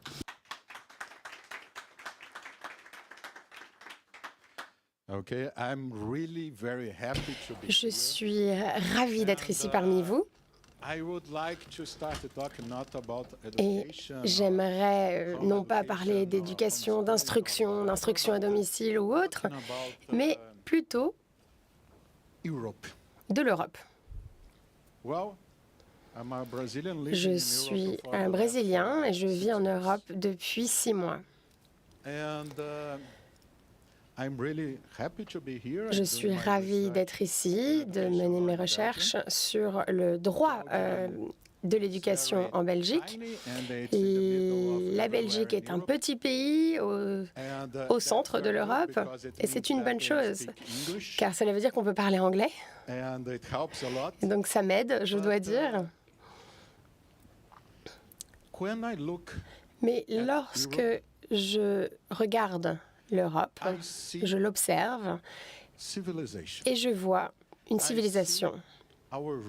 Je vois nos racines. D'ailleurs, je me sens européen. Je vous dirais même que le Brésil est peut-être le plus grand pays européen. Les États-Unis sont très différents, ils ne sont pas européens. Notre culture, peut-être que cela va vous choquer, mais je crois que notre culture est 100% européenne. C'est en Europe que tout a commencé. La philosophie, le droit, et c'est où la chrétienté a pris ses racines pour ensuite se diffuser à travers le monde. Vous avez ici un héritage culturel merveilleux.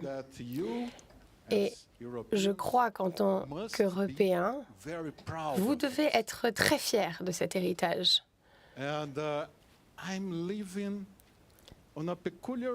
Je vis dans un monde particulier.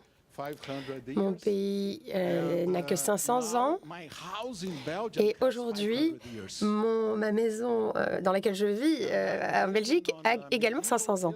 Je vis dans un village médiéval du XIIIe siècle. Vous avez vraiment ce privilège ici d'avoir tant d'histoires préservées. Car cette histoire vous est enseignée. On vous le répète et cette histoire a un message à vous faire passer. Et vous avez la responsabilité de préserver cet héritage. Et je vais être vraiment franc avec vous. Je ne crois pas que les Européens font ce qu'il faut pour préserver cet héritage. Je crois que les Européens devraient être bien plus fiers d'être des Européens. Je me vois comme un Européen outre-Atlantique, un ancien Européen et un ancien Portugais d'ailleurs. Et lorsqu'on prend du recul, on voit, et qu'on regarde le passé, on voit que les combats pour la liberté ont commencé ici, en Europe. Je vois ici mes amis du Royaume-Uni. John Locke a écrit des choses merveilleuses sur la liberté et la liberté d'éducation. Peu de personnes le savent, mais la liberté d'éducation, ici en Europe, est arrivée avant le droit à l'éducation. En d'autres termes, après toutes ces guerres religieuses qui ont tué des millions de personnes en Europe, la conquête qui a réussi, c'est la liberté d'éducation selon leurs convictions. Et parfois, j'ai l'impression que nous devons nous le rappeler. Nous, les étrangers, nous devons nous rappeler, vous le rappeler, à vous, Européens. Beaucoup de personnes ici sont mortes pour la liberté. Beaucoup de personnes se sont battus, ont écrit sur la liberté. Et il ne faut pas les oublier. Car j'ai l'impression que pour la majeure partie des Européens, la liberté n'est pas si importante, ou ne l'est plus en tout cas. Et cela peut avoir des répercussions tragiques. Car si peu de générations sont fières de la liberté et ne s'inquiètent que peu de la liberté, eh bien, on peut en arriver au retour de la tyrannie. Nous sommes donc ici Nous sommes les descendants de ce combat, de ces combattants pour la liberté, et nous sommes ici pour les honorer.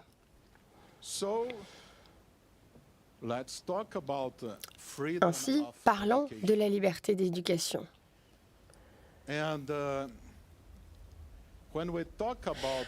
Lorsqu'on parle d'instruction ou d'éducation à domicile, eh bien, on parle de liberté d'éducation, de liberté d'instruction. Est-ce que vous connaissez nos frères et nos sœurs dans ce combat pour la liberté d'éducation? De petites écoles, de petits établissements scolaires indépendants qui se servent de différents types de pédagogie. Et ils sont de notre côté. Ce sont des amis des parents instructeurs. Mais réfléchissons un instant aux problèmes liés à l'instruction à domicile et aux problèmes que nous essayons de résoudre, et ce depuis 10 ans déjà. Pourquoi dis-je 10 ans? Eh bien, en 2012, il y a eu la première conférence sur l'instruction à domicile mondiale. J'y ai assisté à Berlin, en Allemagne. Et je vois que nous avons des collègues allemands parmi nous. Quel est le problème que nous avons rencontré ces 10 dernières années? Je suis désolée de vous dire ça, Mike, mais l'instruction à domicile était trop américaine. Trop yankee, en fait. Oui, oui, oui. Notre mission a été de faire de l'instruction à domicile une instruction mondiale. Et pour faire de cette instruction une instruction mondiale, globale, cela a signifié faire de l'instruction une instruction plus européenne. Comme vous le savez, les Européens étaient les premiers globaux, les premiers mondiaux à travers le monde. Qu'est-ce que cela signifie pour nous? C'est difficile de comprendre la logique américaine. J'ai essayé d'étudier le droit aux États-Unis. J'ai fait un master à l'université à Nashville, dans le Tennessee. Et je vais vous suggérer de ne pas vous mettre à la country, mais de faire des choses plus amusantes là-bas. Bluegrass, c'est très typique là-bas. Le bluegrass, le paturin des prés,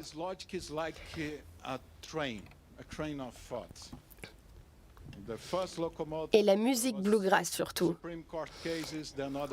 Il y a eu différentes affaires à la Cour suprême et on a vu toute une tradition d'affaire après affaire. Donc ça, c'est moins amusant, mais pour moi, chercher des arguments à présenter pour le droit à l'instruction à domicile a vraiment été une torture pour moi. Il nous faut du raisonnement. Certains ont dit non, on ne peut pas faire ceci ou cela parce que quelqu'un en 1900, je ne sais plus combien, a fait ceci. Non, on veut des raisons, on veut un raisonnement. Et on veut un langage universel. La guerre est le langage universel à l'heure actuelle. Et le seul réel langage qui vaille la peine est le langage des droits humains. Donc, à la conférence du Ghex en 2012, nous avons commencé à réfléchir à l'instruction à domicile comme un droit humain. Ça a été notre seule issue de secours, si je puis dire, par rapport à l'instruction américaine. Nous voulions une instruction universelle et européenne. Et donc, il faut un raisonnement. Nous nous sommes donc tournés vers la Déclaration universelle des droits humains et vers les traités. Nous avons commencé par analyser ces documents. Et dans mon pays, si vous êtes conservateur, vous êtes contre tout ce qui est mondial. Oh, on s'en fiche de tous ces mondialistes. Ils veulent en mettre un terme à nos vies.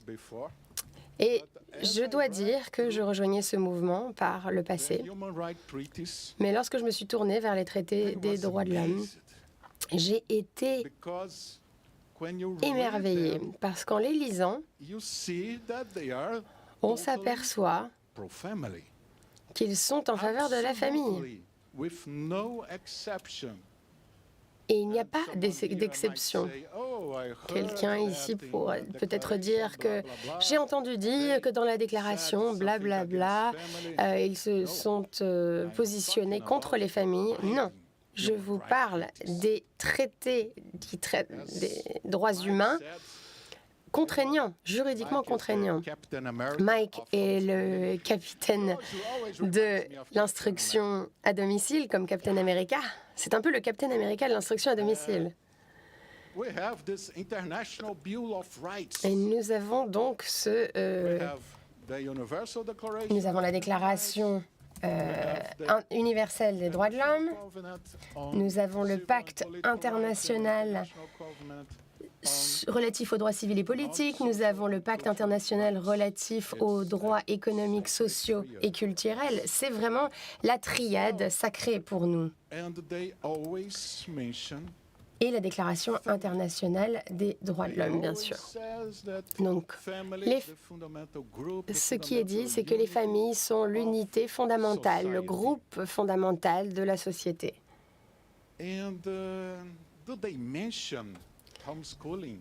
Mais est-ce que cela mentionne l'instruction à domicile ou la liberté d'éducation? Non.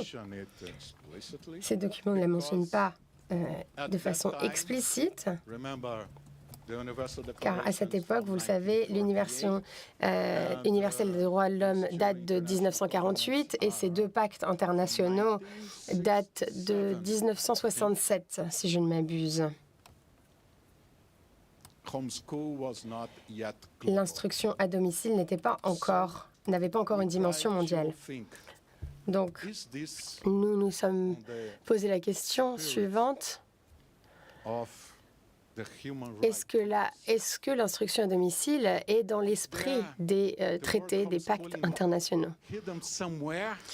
Est-ce que l'instruction à domicile se cache quelque part dans ces textes? Et nous nous sommes aperçus qu'il y avait des secrets dans ces pactes. Et la question était un oui résonnant, un énorme oui. L'instruction à domicile fait partie de ces pactes internationaux et de cette charte internationale des droits. Mais il fallait lire entre les lignes. Rappelons-nous, comme l'a dit Mike, en 1948, l'année de la Déclaration universelle des droits humains, les atrocités de la Seconde Guerre mondiale étaient encore très prégnants dans les esprits de la population mondiale. Et il y a une très belle histoire. Et c'est une très belle histoire car deux groupes se sont rejoints. L'Union mondiale juive et un groupe de femmes qui ont proposé un troisième point à l'article 26 de la Déclaration universelle des droits humains.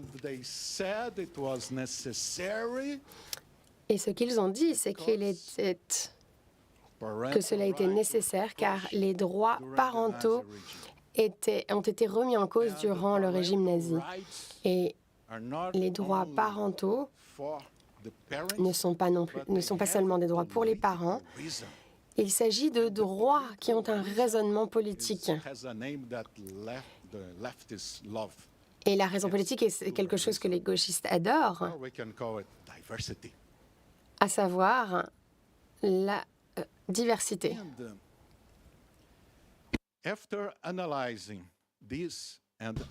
Et après avoir donc analysé ces différents pactes, ces différents traités, et d'ailleurs le traité qui répète le terme famille plus que n'importe quel autre traité est la Convention sur les droits des enfants. C'est une convention totalement en faveur des enfants et en faveur de la vie. Il protège les droits des enfants, et ce, même avant leur naissance.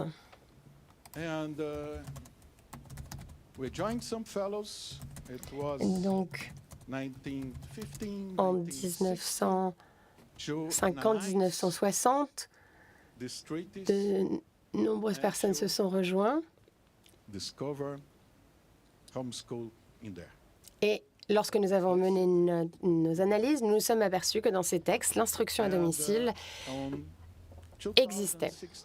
Et en 2016, nous avons organisé la deuxième conférence mondiale sur l'instruction à domicile à Rio. Je vivais dans la capitale du Brésil à l'époque.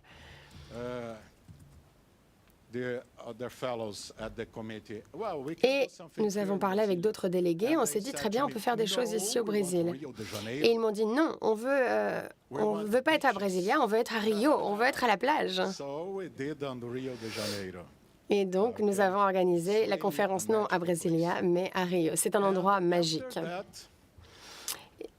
À l'issue de cette conférence, et après quelques mois d'analyse, nous en avons tiré quelques conclusions. Et nos conclusions ont été les suivantes. Dans les traités et les pactes des droits de l'homme, il y a des droits parentaux, et il y a la liberté d'éducation, et on y trouve aussi des choses dont nous devons parler, mais peu de personnes en parlent à l'heure actuelle, à savoir l'interdiction de l'endoctrination. Car le respect pour les convictions morales et religieuses a tout à voir avec cela. Et peut-être qu'on pourrait y réfléchir. Lorsqu'on parle de la liberté d'éducation, lorsqu'on parle d'instruction à domicile, peu de personnes le disent, mais nous parlons de liberté de programme pédagogique. Et c'est un défi à travers le monde, y compris dans les pays où l'instruction à domicile est ouvertement légale. L'instruction à domicile rencontre des difficultés. Les difficultés demeurent. Mais je peux le dire ici, on essaye de nous tromper. Qu'est-ce que j'entends par là? On essaye de nous vendre le programme pédagogique officiel, la connaissance officielle, comme étant quelque chose d'objectif, de neutre et de standardisé. Mais nous le savons, il n'y a rien de neutre dans les programmes pédagogiques. On fait des choix au sein des programmes pédagogiques. Si vous dites par exemple qu'il est plus important qu'un jeune lycéen apprenne, qu'il est plus important qu'il apprenne la chimie plutôt que le latin, je ne serais pas d'accord. Donc, le combat en faveur de l'instruction à domicile est, comme je l'ai dit à mon ami une fois, est comme un bateau un brise-glace. Nous sommes ici pour la liberté d'éducation et nous nous battons pour les droits parentaux également et pour le droit à l'éducation, la liberté à l'éducation, et nous nous battons pour le pluralisme pédagogique au sein de nos pays et en faveur donc des principes de Rio. Donc c'est bien plus, ça va bien au-delà de nous. Et un dernier point, il faut se rappeler une chose.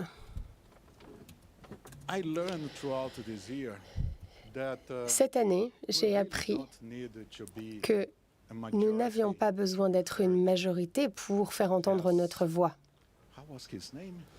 Comment s'appelait-il? Comme l'a dit, je me souviens de son frère, John, non, son cousin, pardon. Nous n'avons pas besoin d'être une majorité. Nous n'avons pas besoin d'être compris par tous et toutes. Nous n'avons pas besoin d'être entendus par tous et toutes. Nous n'avons pas besoin de rechercher l'approbation de tous et toutes.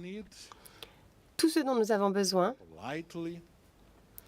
c'est d'être polis, de transmettre avec de l'amour, du soin, de la raison, notre message. Mais il faut persévérer.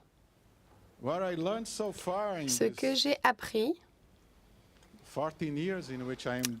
ces 14 dernières années, depuis que j'ai rejoint le mouvement, c'est que les personnes persévérantes finissent par gagner. Merci pour votre attention.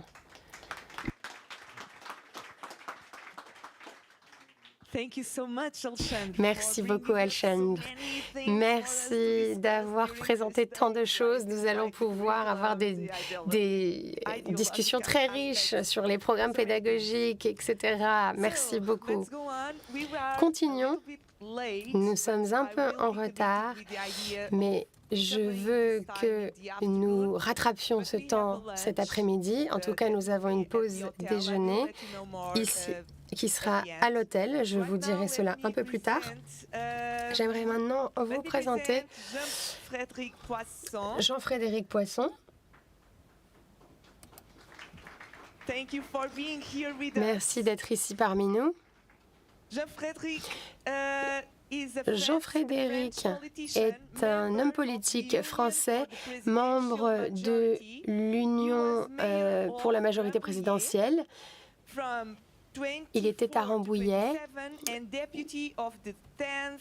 Depuis 2004 à 2007, il a été également représentant des Yvelines. Entre 2007 et 2017. En 2013, il a été élu président du Parti démocratique chrétien, fondé par l'ancienne ministre Christine Boutin, qui a été rappelée via La Voix du Peuple en 2020. Est-ce que je l'ai bien prononcé? Oui, merci beaucoup Jean-Frédéric d'être parmi nous.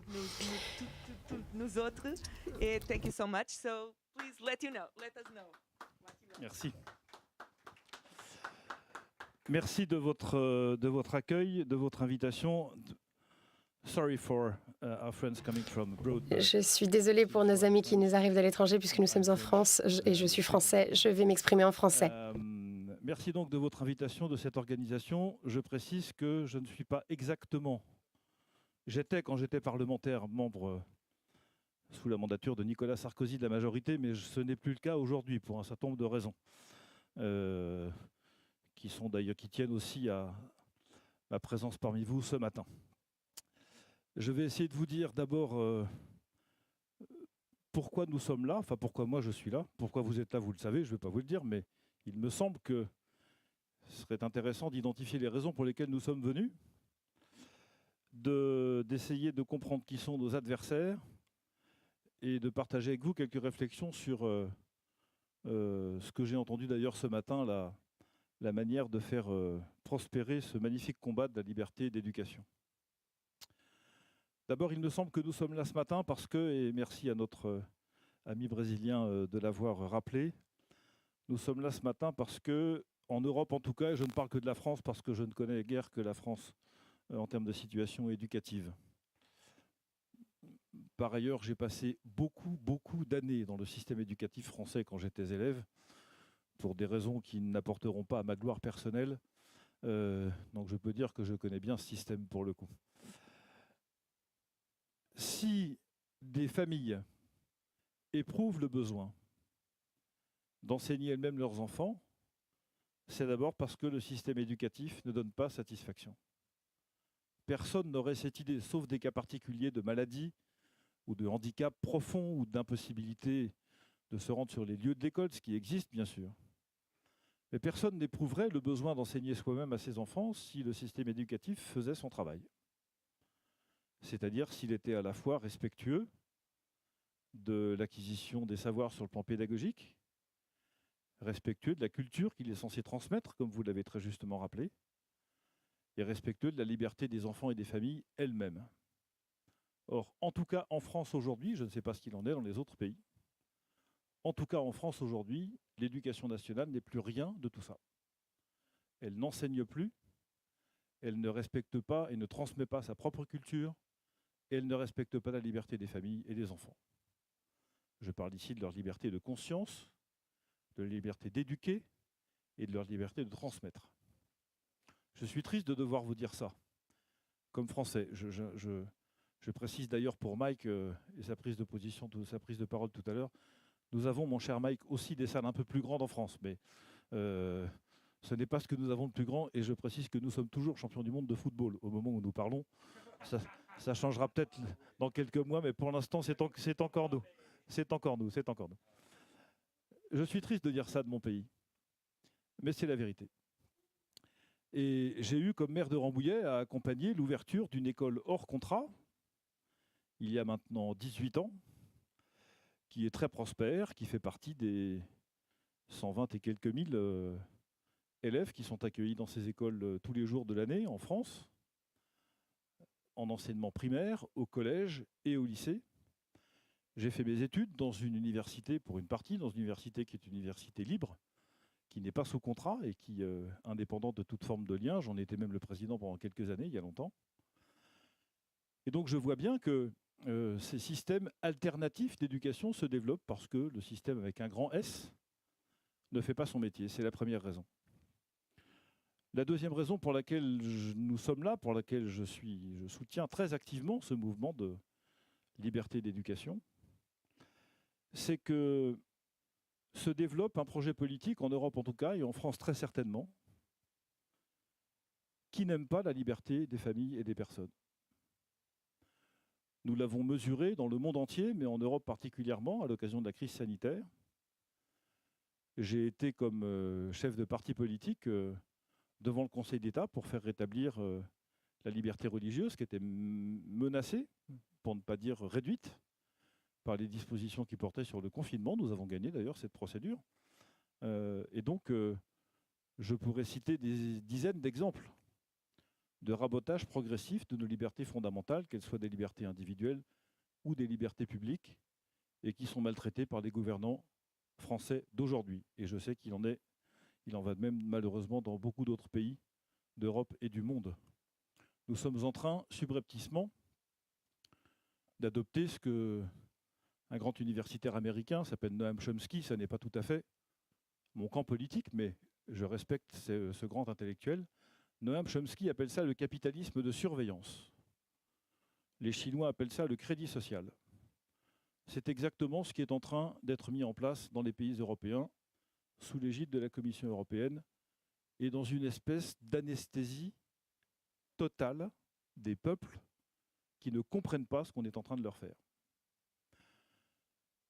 Voilà le contexte politique dans lequel nous évoluons, nous sommes censés évoluer.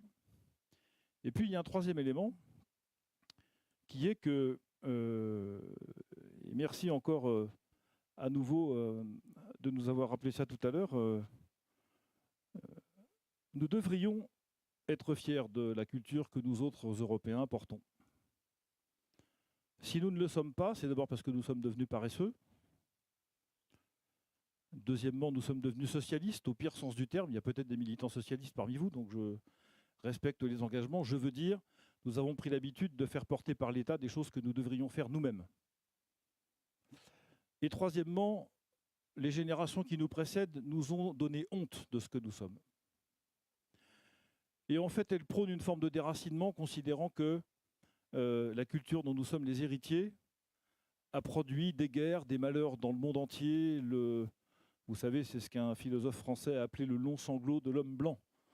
Cette espèce de plainte, par laquelle l'homme européen exprime le regret éternel qu'il a d'avoir propagé le mal sur la totalité de la surface du globe. Je ne crois pas à cette thèse.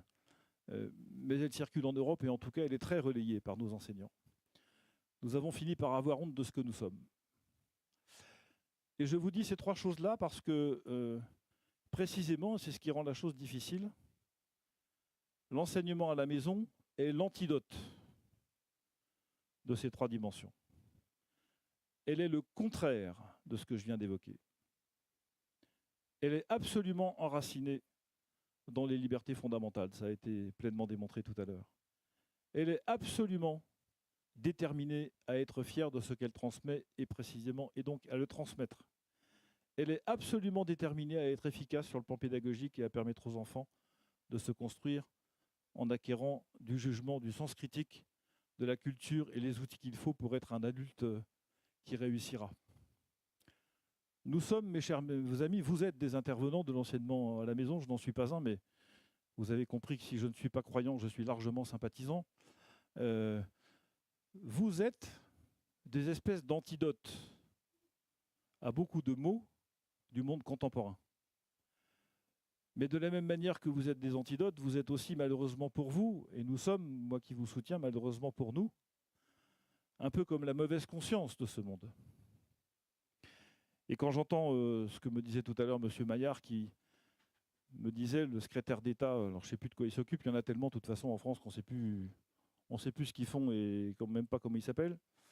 Enfin, il est quand même membre du gouvernement, malheureusement pour nous, se réjouissait il y a quelques jours de voir que les effectifs de l'enseignement à la maison avaient baissé de 30%, au motif que c'était une victoire contre le radicalisme. Quand vous entendez radicalisme, vous êtes prié de considérer que c'est du radicalisme musulman, bien entendu, qu'il s'agit. Alors, moi, je n'ai pas de sympathie aucune pour le radicalisme musulman, ça va sans dire, pour aucun radicalisme que ce soit d'ailleurs. Mais enfin, cette rhétorique qui consiste à dire qu'il faut punir l'enseignement hors contrat, punir l'enseignement à la maison, parce qu'ils sont des ferments possibles qui nourrissent des mouvements qui sont opposés à la République. Personne ne dit plus jamais la France, d'ailleurs, on dit beaucoup la République. On ne dit pas beaucoup la France, ça me chagrine aussi, une petite parenthèse au passage. C'est évidemment un faux argument, mais ça permet d'embrasser dans la même condamnation absolument tout le monde. Combien y a-t-il de familles musulmanes qui pratiquent l'enseignement à la maison sur les 80 000 ? Allez, 3%, 5%, donc on parle de 400 foyers. Et on fait une loi pour 400 foyers.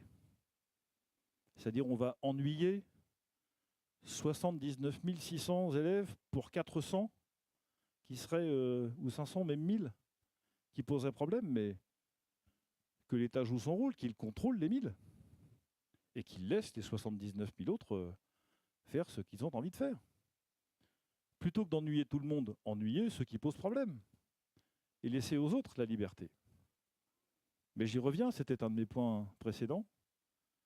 Les gouvernants d'aujourd'hui, ceux qui prônent le crédit social et le capitalisme de surveillance, n'aiment pas votre liberté. Elle est un obstacle à leur projet politique. Vous êtes des obstacles, nous sommes des obstacles à leur projet politique. Tout ce qui peut réduire votre capacité d'autonomie, votre liberté de jugement, vos moyens d'exercer cette autonomie, tout ça a vocation à être raboté, réduit ou contenu. Et pour tous nos amis européens qui sont dans cette salle, vous avez évidemment entendu parler des projets de l'Union européenne sur la monnaie numérique et la suppression de l'argent liquide, le passeport d'identité individuelle, le passeport sanitaire individuel et toutes cette sorte de choses. Ne croyez pas que c'est pour votre bien. C'est contre tout ça aussi que de manière indirecte se bat l'enseignement à la maison. Se bat l'enseignement hors contrat et se battent tous les systèmes pédagogiques qui se situent en dehors du flot institutionnel. Alors voilà, nous avons de nombreux adversaires. Ils sont puissants. Et nous avons été, vous comme moi, confrontés à de nombreuses reprises à ce que je vais évoquer maintenant. Comme on dit de temps en temps, c'est une expression française connue, le mensonge prend l'ascenseur, mais la vérité monte par l'escalier. Et donc évidemment, celui des deux qui arrive en haut le premier n'est pas nécessairement celui qu'on voudrait. ça ne doit pas nous empêcher de continuer à dire ce pourquoi nous nous battons, plutôt que de dire tout le mal qu'on pense des systèmes dont nous ne voulons pas. Ça, c'est un mal assez français, en tout cas. Encore une fois, je ne parle que pour nous, je connais assez peu la manière dont fonctionnent nos pays amis. Mais on est toujours enclin à dépenser davantage d'énergie, à dire voilà pourquoi je ne veux pas mettre mon enfant dans le système scolaire habituel.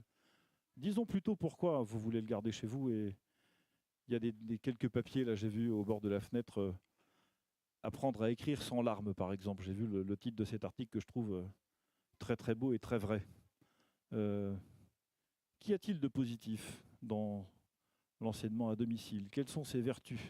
Pourquoi est-il plus efficace que les autres?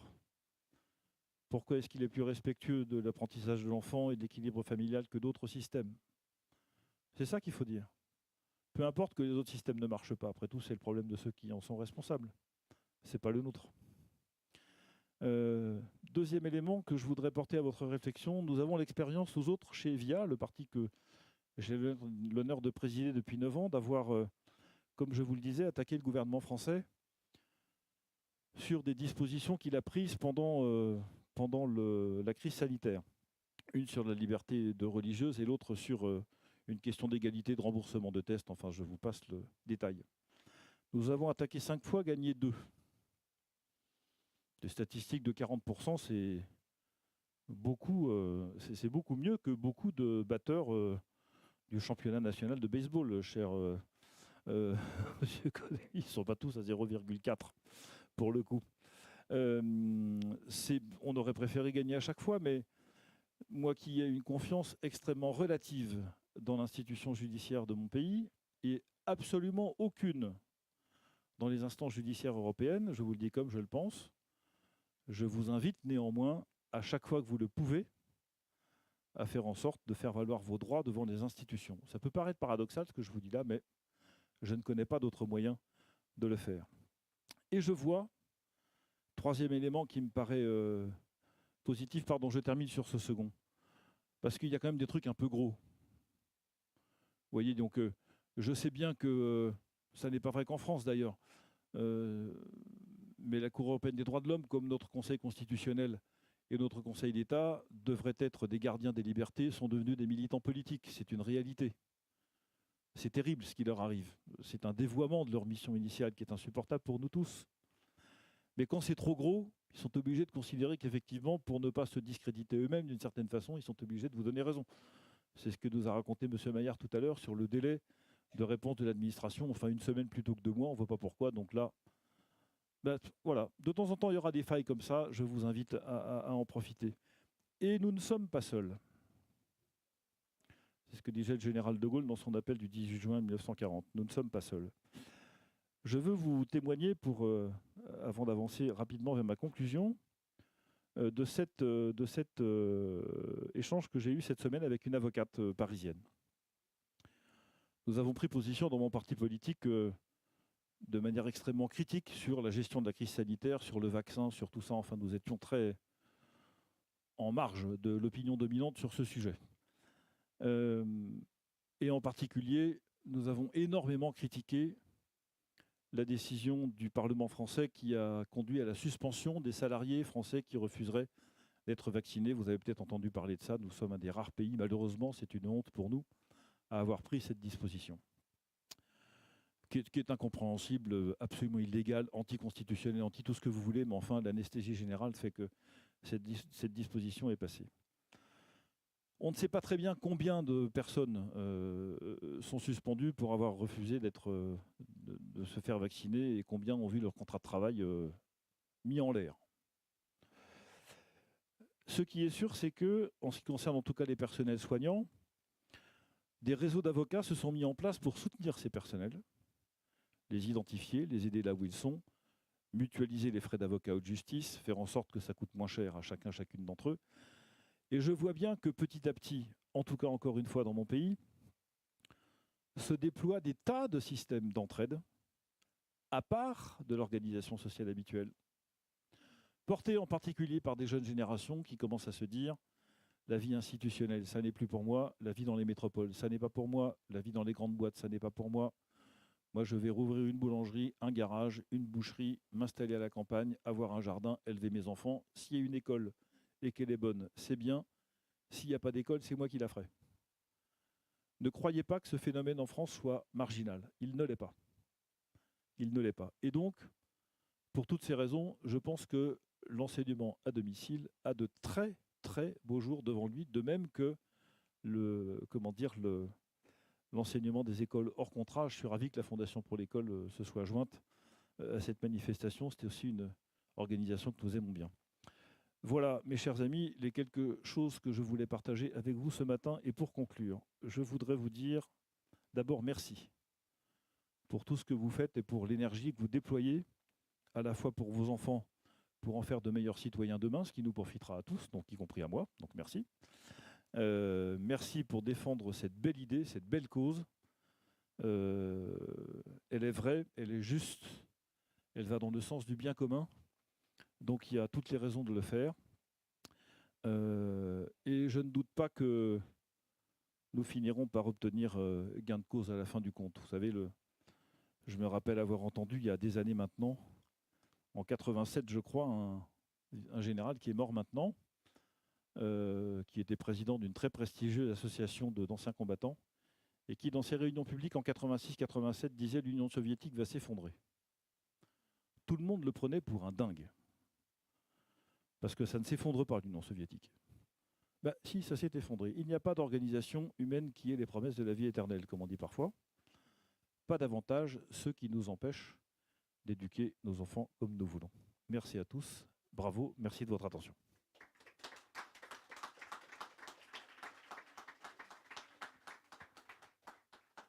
Merci, merci. Je vais parler un petit peu de français, qui ne c'est pas très beau, mais je suis en France. Et merci, merci Jean-Frédéric, monsieur Jean-Frédéric. Merci pour nous faire prendre conscience de ce qui est réellement un jeu d'un point de vue politique.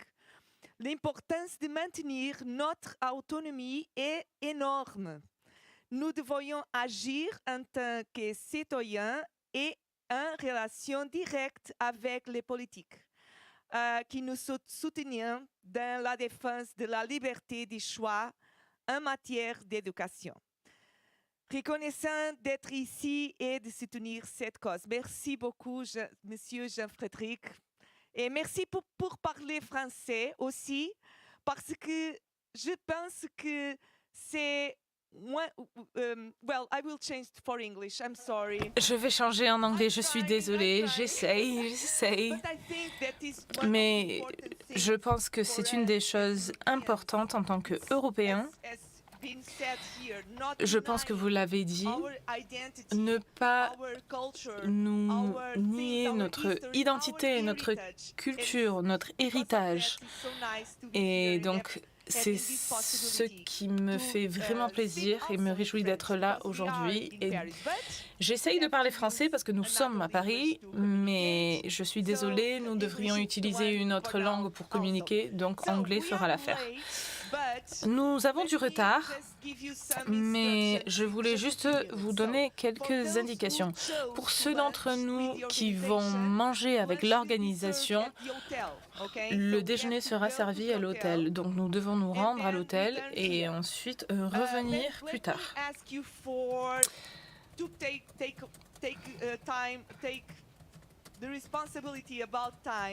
Je vais vous demander de surveiller l'heure. On va essayer de reprendre à 14h. À 14h pile.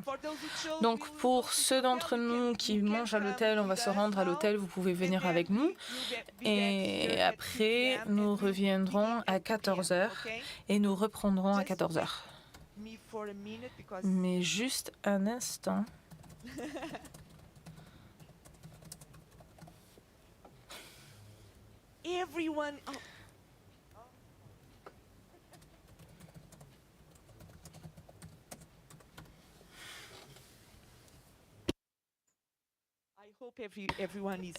J'espère que vous avez tous faim.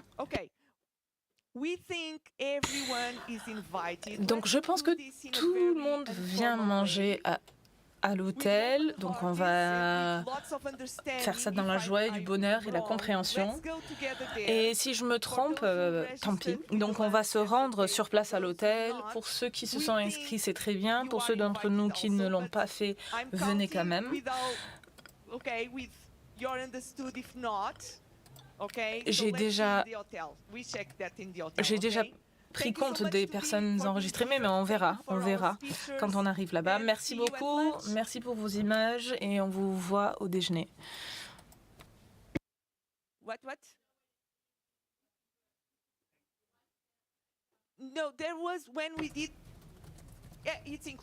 Non, c'est compris.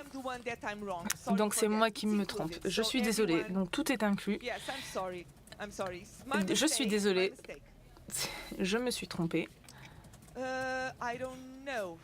Je sais pas. On peut peut-être fermer les portes, je sais pas. Je vais poser la question. Merci, merci.